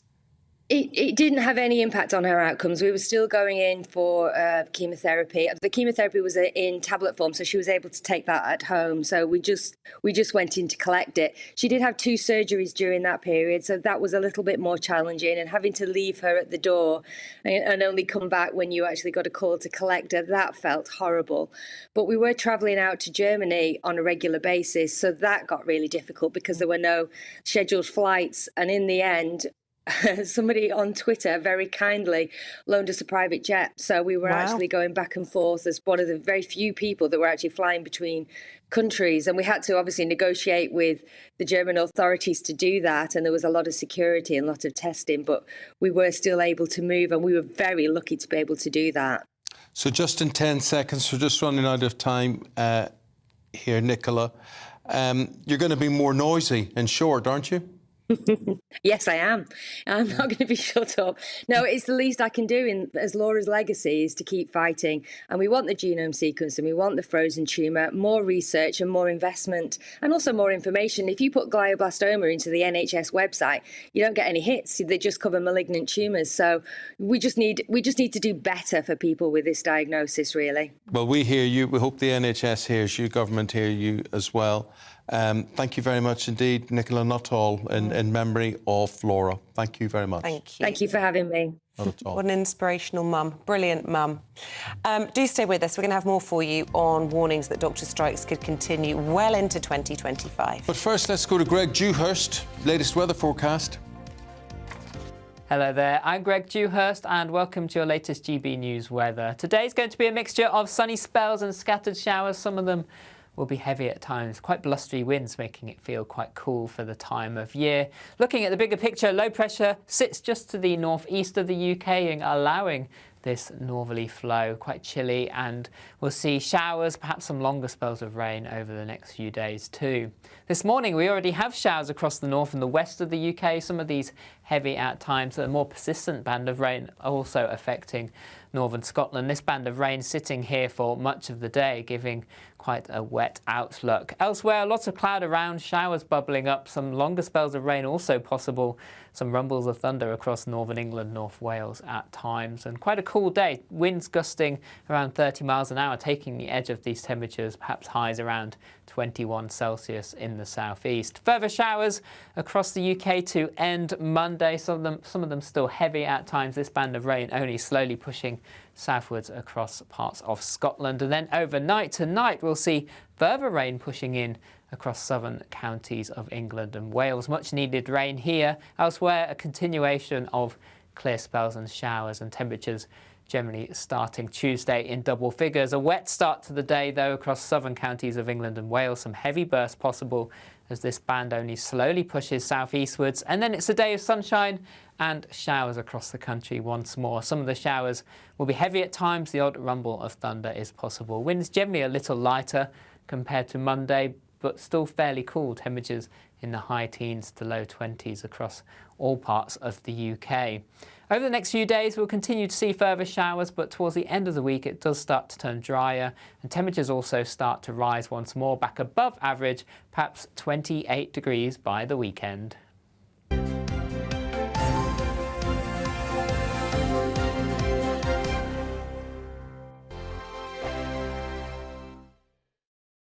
Like all families, we have arguments every now and then, but actually we agree on what the mission of GB News is, and that's the most fundamentally important thing. GB News provides the kind of platform that lets all voices be heard. We don't hold back. We're free to say what we really think. Just because some people who live in a tiny little Westminster bubble think that their particular story is important, that's not the most important story for me. And often they will be difficult stories, stories that you won't find on the establishment media. Because what people think in the north of England may be very different to what they're thinking in the home counties. We're going to carry on telling the world what life is really like for households up and down the UK. We love to be in your car, in your kitchen as you're having your breakfast. Whatever you're doing, you are part of the show. If it matters to you, it matters to us. Britain's watching. Britain's watching. Britain's watching. We're proud to be GB News, the People's Channel, Britain's news channel. Monday to Thursday, 9 p.m. till 11 p.m. Join me, Dan Wootton. I'll bring you the sharpest takes and hottest debates. Do you not believe in prison? I don't believe in prisons. I'm completely stunned. I guarantee you there'll be no spin, no bias, no censorship. I actually was personally quite offended by it. And no reason to go to bed. So I guess they've always been quite woke. That's Dan Wootton tonight on TV, radio and online. Monday to Thursday from 9 p.m. till 11 p.m. on GB News. The People's Channel, Britain's news channel. The Live Desk with me, Mark Longhurst. And me, Pip Thompson. It's here Monday to Friday on GB News. From midday, we'll bring you the news as it breaks, whenever it's happening and wherever it's happening, from across the UK and around the world. Refreshing, feisty, but with a bit of fun too. If it matters to you, we'll have it covered on TV, radio and online. Join the Live Desk on GB News, the People's Channel, Britain's news channel. So Jubes and Kerr, we tackle the issues of the day with real robust debate, both sides of the fence, battling it out with me in the middle with my forthright opinions and views, and often really interesting things happen because you start with a position and then by the end of the debate you find actually, I might not have thought about that one. What we need in this country is 2 new political parties. You should maybe think about doing a 2024 calendar. I'm Michelle Dewberry and I'm keeping you company right through until 7 o'clock this evening. GB News, the People's Channel, Britain's watching. Westminster is going around in ever-decreasing circles, followed by the media. Britain is broken. How on earth did we get into this mess? But more importantly, how do we get out of it? Join me at 7 p.m, Mondays to Thursdays on Farage. Here on GB News, we will have open, rational debate. We've got to work out how Britain moves forward from this. Join us here on GB News, the People's Channel. Britain is watching. Start the day with GB News. We catch up on all the big stories you didn't hear the night before. And take a look at what the world's talking about this morning. That's right, Monday to Thursdays from 6 o'clock. It's Breakfast with Eamonn and Isabel. Straight after breakfast, join us, Bev Turner and Andrew Pearce. We're going to take you through till noon. We'll be tackling the big topics of the day, including the things that the other channels just won't talk about. If it's happening here. Wake up to mornings on GB News, the People's Channel, Britain's news channel.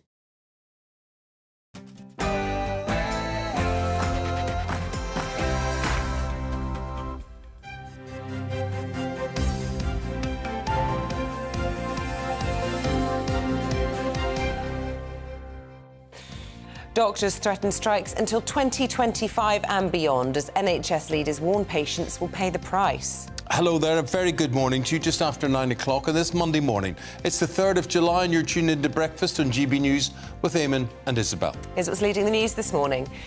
Unions are warning that doctors' strikes will continue for years unless their demands are met. The British Medical Association will today call on Rishi Sunak to return to the negotiating table to solve the dispute. Now, this comes as the Health Secretary offers senior medics a pay rise if they call off this month's strikes and head back to the negotiating table. The head of NHS England yesterday warned that July's walkouts were a different level of challenge. President Macron will call for calm today as he meets with mayors from cities affected by the riots in France. Last night, the grandmother of the young man whose shooting by police sparked the unrest called for violence to stop. England cricket captain Ben Stokes has questioned Australia's sportsmanship after they secured a controversial victory in the second Ashes Test. And Wimbledon's getting underway this week. What will the weather be like? We'll have your latest weather update. Hello there. Sunshine and showers in the forecast today. Some of the showers will be heavy and thundery in places. Find out exactly where with me later on.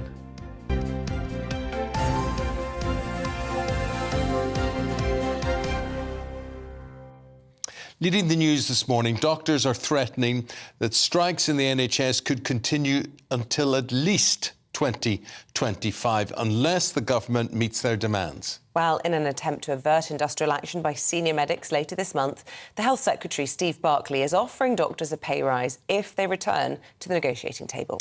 All of this after the head of NHS England said that this was a new level of disruption, adding that patients will pay the price for unions and governments not resolving this dispute. In the studio, Daily Telegraph columnist and sketchwriter Madeline Grant with this one. I get quite despairing about all of this, Madeline, because I just can't see how this is going to resolve itself. Neither side seems to show a willingness to get a deal done. Exactly, and also, you know, with the BMA, there is a real chronic problem of understaffing in the NHS. And given that the NHS is a monopoly provider, it gives effectively a great deal of bargaining clout to the medics who can simply refuse to perform their duties. And so they have this kind of disproportionate outside influence, which is very difficult for ministers to reject. Well, they have this huge influence, but they would say that their pay and conditions have eroded in the last 12 to 15 years. You can't really argue 40 with years, that. we heard a doctor What I would say say is actually, today. in 2008, the BMA voted against allowing more medical places. So they directly voted so that they would have more bargaining clout by having fewer medics in the system. And I think we're seeing the implications of that now. Well, what about then, because this is just a few days on from the government saying we're going to have a new long-term workforce plan at the cost of £2.4 billion. They won't say where this money's coming from, but it certainly looks as though for the first time government's saying to the NHS we need a long-term workforce strategy. But that's not dealing with the short-term immediate crisis when we have probably doctors getting on planes today going to the other side of the world, and that is the issue. Yeah, I mean, it's a compound problem, and it feels like the government is only very belatedly coming around to this. I mean, the argument that they've been in charge for 12 years or more is just a very persuasive one, and it's really hard for anything at this point not to look like tinkering at the edges. You see, you say, it's interesting, if we were all entering into the employment market or careers, we're coming to the end of grammar school or university or whatever, would we head into the medical profession? Would we head in to be doctors? I would imagine only if I saw it as a vocation as opposed to a professional career. Well, that said, I mean, there was always enormous competition. I knew so many brilliant young people who didn't even get a place at medical school because the places were in such short supply. They've been capped for a long time, and I think that's been the most momentous act of self-harm. And it's partly been spurred on by the BMA and the medical profession because they want to maintain their privileges by having fewer of their members and therefore more bargaining clout. Meanwhile, this survey out today shows 71% of us think that free at the point of use as a principle could well end in the next decade. Do you think that most of us are right on that? Well, I think this is partly actually a realistic look at what's actually happening on the ground, where many people are forced into the private sector by default because they're waiting so long for care in the NHS. So that in practice, there is already a two-tier system emerging where those who can either fundraise or afford private health insurance are getting that. And that's the thing that no one no politician wants to admit this, but essentially that's the system we already have, I think. Well, it's certainly an issue that seems to get knocked from one party to another. The future of the NHS, whether anyone will ever really have a proper, honest debate about viability going long term, I don't know. What do you think? Well, I think that it's getting to the point now where actually the public is more up for discussing things that might once have been taboo, sacred cows. Basically, the public wants something that works. But there is still seems to be some kind of political taboo about even discussing the amount of, private sector involvement, the kind of insurance schemes that exist in many other countries around the world, which have perfectly functioning health systems. And it's not America, where if you don't have health insurance, you're screwed. There are plenty of other options that we just ignore. Whatever you think, that has to be the worst nightmare. Of course. Until you experience something like that, your finger's hanging off and you can't have it stitched on unless you have, $10,000 or something. But there are so many other countries that don't have the American system that we manage talk about to provide Australia much better care than we do. All the time, don't we? About all of our doctors getting paid more, working less. They have a half privatised system. We need to get a GB News reporter down under to get under the bonnet of the health system, then understand it. We need to look at different models and try and educate ourselves about what the other alternatives are, because it's certainly it isn't working. No, it's not. It's not working. And what is often a feature of these systems that do work is that they make it much easier for people who can pay extra to top up their care, which takes some of the load off the state, whilst those who can't pay still receive the same universal coverage and public sector support. They're not so squeamish about any kind of topping up by individuals, and I think that often explains the disparity. Yeah. Would there ever be enough money to fully fund the NHS? Let us know your views. GB Views at GB something or other. GB what? GBViews at GBnews.com.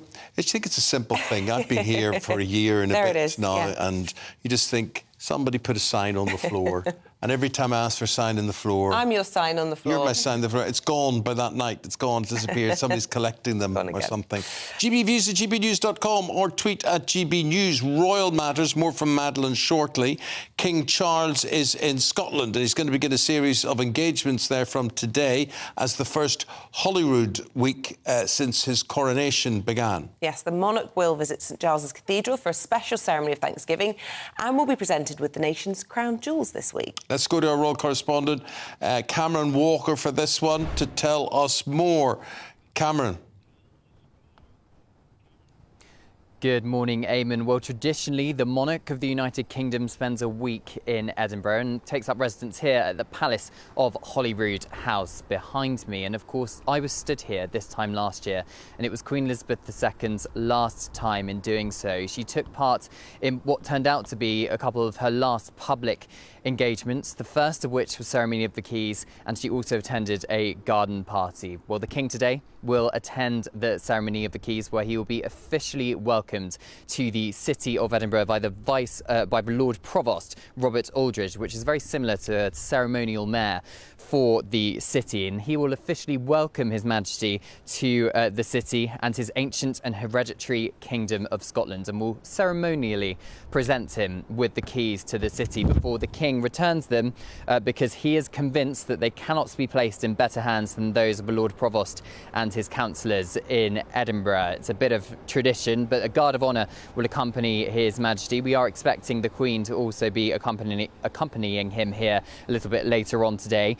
And that's by the Royal Company of Archers. There will also be music by the band of the Royal Regiment of Scotland. And then tonight, it's a bit of nostalgia really for His Majesty the King, because he will be returning to that world-famous royal yacht Britannia, which has been docked in Edinburgh for the last 25 years, since 1998.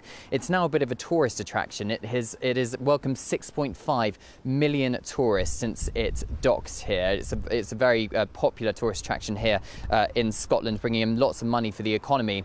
But before that, of course, it was an official royal yacht taking part or transporting the royal family to almost 1,000 state visits between the 1950s and the late 90s, travelling more than 1 million nautical miles. And at its decommissioning ceremony in 1997, it was one of the only times that the late Queen Elizabeth II visibly showed emotion in public. So the King is expected to attend a reception there later on. But of course, It's history in the making here this week, because on Wednesday the King is going to be officially presented with the honours of Scotland, including a new sword, of course, named after the late Queen Elizabeth II, and then he will be accompanied by the Queen and the Prince and Princess of Wales, known as the Duke and Duchess of Rothesay, when they are in Scotland. So that is happening on Wednesday, a service of thanksgiving at St Giles Cathedral, of course, where Her late Majesty laid at rest in Edinburgh back in September 2022. So lots of royal engagements to look forward to this week,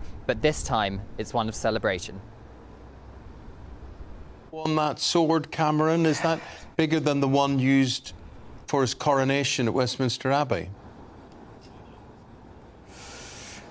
Well, Penny Mordaunt is not going to be carrying this one, Eamonn. The reason there is a brand new sword is because the current sword of state in Scotland has not been used for a number of years because it's in a bit of a state of disrepair. It's too precious, it's too delicate really nowadays to be handled, which is why a new one has been commissioned for this particular ceremony. But I believe it cost around £22,000. So, you know, it's a lot of money that we're talking about here. A lot of money, but I'm sure the weight is also pretty substantial as well. But His Majesty's not expected to hold the sword, and I don't think any other people are expected to as well. He's expected to just give it a bit of a touch, I believe, in St Giles Cathedral. He's going to be presented with it today, I believe, and then, of course, it will be officially presented to him at the honours of at the service of Thanksgiving on Wednesday. Do you know, no one could rival Penny Mordaunt wielding a sword. It's just as well no one else is trying.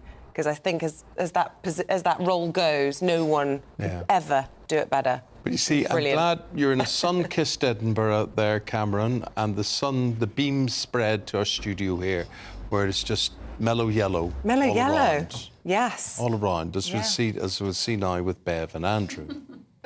Well, we will in a moment. Oh, we're going to go there. Hello. We've obviously been shopping at the same place. I feel like we need to sort of do, like, the exits are ahead of you yes. or behind you. This I've also got a yellow sweetie, so we've got the yellow flowers. Eamon's got a yellow tie. Andrew. I've let you down. Sunshine everywhere. Sunshine everywhere. Yeah. We're hoping to put a few smiles on faces. There's not a huge amount to be cheery about, but we're quite angry about a few things. Yeah, we are. And we're ready to put through. We've got a great Tory MP coming today, Charles Walker. He is leading the campaign about why are these banks shutting down people's accounts. For instance, Nigel Farage had his bank account closed by Coots.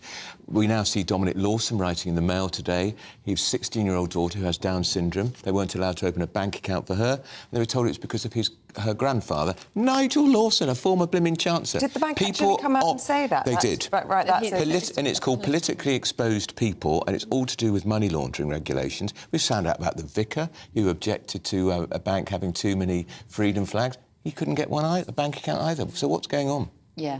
Well, what's going on is you'll become a non-person, won't you? You won't be able to conduct anything in today's life. They won't even accept cash from you because they'll regard that. How did you get that cash? Where is it? It is extraordinary. We're also talking about the big Tory revolt on immigration. Good.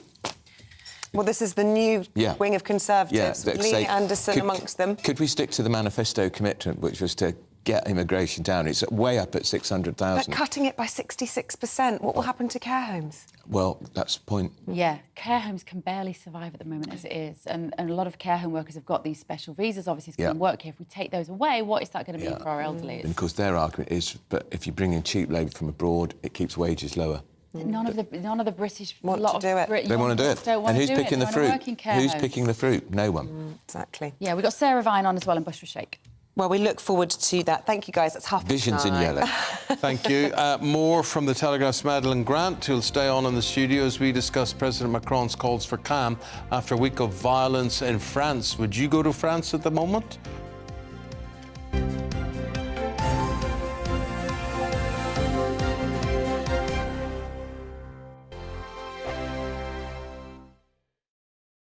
First and foremost, I am a GB News fan, and I was before I was working here. Just love the fact that we're asking the questions that a lot of establishment media won't ask. With a bit of a twist, we not only want to inform you, but we want to keep you entertained. It's worth the drive because you get in and the team's all ready and waiting, they're itching to go, and it's a proper little family. GB News is the People's Channel. It's the audience that makes the programme sing. We're giving our viewers and our listeners a voice. I see the thousands of your letters, tweets, emails, you name it, coming in. Britain is broken.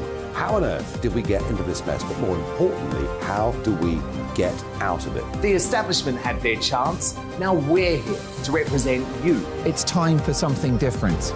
It's time for GB News. I'm very patriotic. I believe in Britain. Our best days lie ahead. Britain's watching. Britain's watching. Join us here on GB News. The People's Channel. Britain's news channel.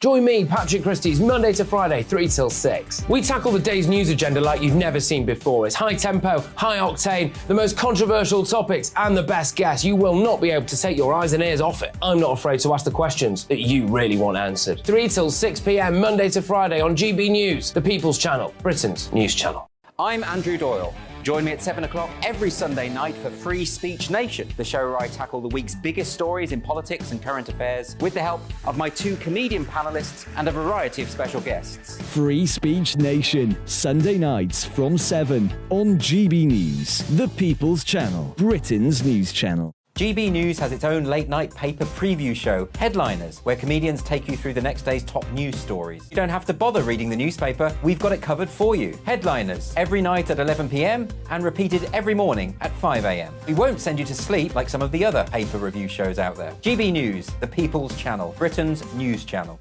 Join me, Camilla Tominey, on Sunday mornings from 9:30, taking the politicians to task and breaking out of SW1 to see how their decisions are affecting you across the UK. Bursting the Westminster bubble every Sunday morning, only on GB News, the People's Channel. Britain's watching. Every Sunday from 11, join Michael Portillo. There will be topical discussion, looking at the week before and the week to come. So kick back and relax at 11 a.m. on Sundays on GB News with me, Michael Portillo. GB News, the People's Channel, Britain's news channel. What you get for breakfast is something that, if we do our jobs right, you will wake up to news that you didn't know the night before. It's a conversation. It's not just me and Eamonn. We want to get to know you, and we want you to get to know us. From 6, it's Breakfast with Eamonn and Isabel. Monday to Thursdays on GB News, Britain's news channel. Hi, I'm Dan Wootton. You can watch me live on GB News Monday to Thursday from 9 p.m. And did you know that you can also watch and listen live on our website, gbnews.com? You'll always be up to date on the latest breaking news, as well as enjoying the best stories, opinions and shows. You can even join the debate under our live player as you're watching. So head straight to gbnews.com on TV, radio and online. GB News, Britain's news channel.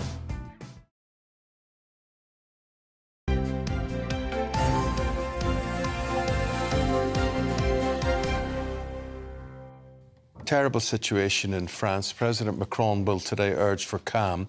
He's meeting with mayors from cities impacted by these riots. Yes, this comes after a French firefighter died fighting a blaze in an underground car park in a Paris suburb overnight. OK, arrests 157 last night. 3 police officers injured as the family of the teenager whose killing sparked all this violence have called for an end to the unrest. Well, Daily Telegraph columnist and sketch writer Madeline Grant is still in the studio with us. Madeline, we were talking to Mark White earlier about the kind of echoes of the Tottenham riots that we had in 2011 over here in London, and looking at France, you know, obviously a terrible situation, but, you know, there but for the grace of God, really, could be us going through all of this. Yeah, I mean, obviously France does have a propensity for taking to the streets, but I think there are echoes of what happened in 2011, not least the fact that what began as an upsurge of righteous rage against what many people saw as a completely unjust, almost extrajudicial killing of a young man, then quickly spiralled into basically a flimsy pretext for other mindless acts of violence and looting and opportunism as well, and it morphs into something that then becomes very difficult to contain. What do you think this means for Macron? Because, I mean, obviously lots of flack last week for heading to Elton John. Yeah. Then he was very quick to condemn the police officer involved, who's now behind bars on murder charges. And that caused a backlash from some of the policing bosses, as you might understand. And then you've got the Marine Le Pen looking to make political gains from all of this. So it's not been a good week for Macron. No, it's not. And he seems to be getting it from all sides for different reasons. And of course, earlier this year, France had only just had a relative moment of calm after the rioting and the protests over the changes to the state pension. So, this is just seems to be one thing after another. And I think, it's very likely that Marine Le Pen will be able to benefit from this in a massive way, because she's promising strong government and an end to the rioting and the disorder. And of course, for many people, this does look like lawlessness, that the state has lost control, even though there have been fewer arrests last night than there were on Friday. I mean, it must be a very scary situation to be living in, even if, you're in a country which often takes to the streets for various reasons. Is that a urinal and for they're little burning reason there? as well, in some cases. I mean, they seem to be protest happy, don't they? Yeah, I mean, I think they've always been. It's kind of in the French political DNA. The Republic was founded on, mindless violence at the beginning. I think that's sort of part of their culture. But of course, we're not immune to it. And I think that the danger is certainly in this country that when people have things stolen, for instance, it becomes clear that certain forms of crime have been essentially legalised by police inaction. And I think that when you see that happening, it just empowers people to do more and more. So I think, we shouldn't be so blasé about similar things happening here. Well, to have a firefighter lose his life, yes. Absolutely horrendous. These people run towards danger, trying to protect innocent people, absolutely not involved in the protest in any way, yes. other than trying to protect life and paying the ultimate price for it.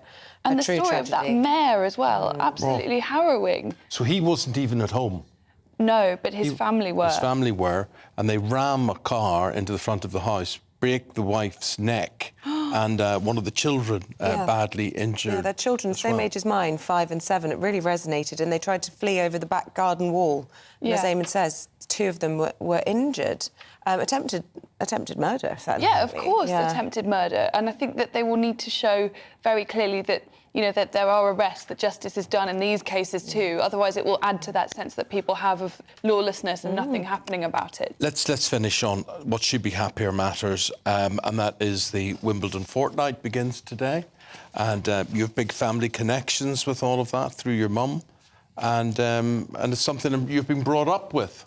Yeah, I've been playing tennis since I was like year dot, really. Probably before I could talk, I was holding a tennis racket. It's such an exciting time. My mother is, she played at Junior Wimbledon, and she's a fantastic tennis player, and she just basically goes and camps out there and barely leaves Wimbledon for the duration of the tournament. But I think it's actually going to be a really exciting tournament for a number of reasons.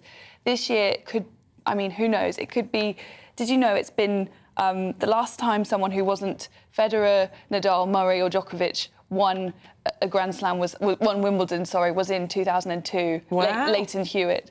And I think that we may now finally, every year people say it might happen, but we may now finally be in a new era of tennis where the younger generation is starting to make some gains here. So who are you predicting could win? Well, Alvarez won Queens and is playing absolutely phenomenally well at the moment. I also think he does remind me rather of, he looks a bit like Pete Sampras. I wonder if he's channeling some of that sort of Sampras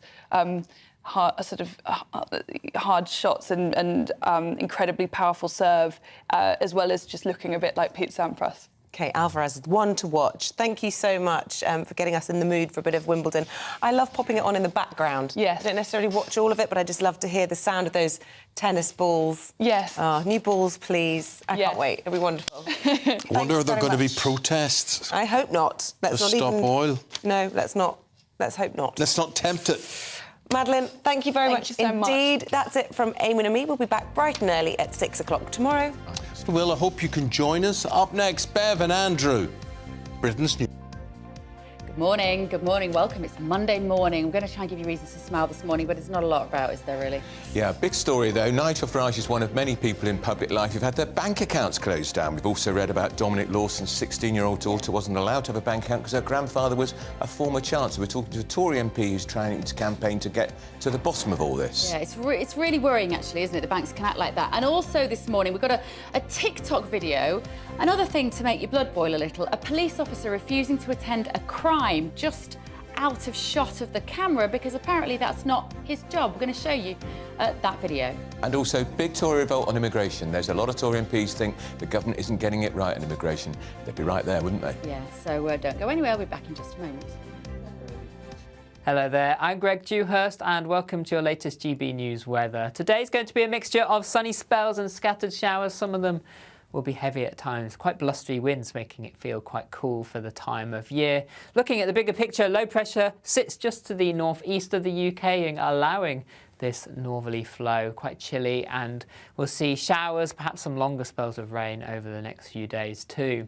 This morning we already have showers across the north and the west of the UK, some of these heavy at times, a more persistent band of rain also affecting northern Scotland. This band of rain sitting here for much of the day, giving quite a wet outlook. Elsewhere, lots of cloud around, showers bubbling up, some longer spells of rain also possible, some rumbles of thunder across northern England, North Wales at times, and quite a cool day. Winds gusting around 30 miles an hour, taking the edge of these temperatures, perhaps highs around 21 Celsius in the southeast. Further showers across the UK to end Monday, some of them still heavy at times. This band of rain only slowly pushing southwards across parts of Scotland. And then overnight tonight we'll see further rain pushing in across southern counties of England and Wales. Much needed rain here. Elsewhere, a continuation of clear spells and showers, and temperatures generally starting Tuesday in double figures. A wet start to the day though across southern counties of England and Wales. Some heavy bursts possible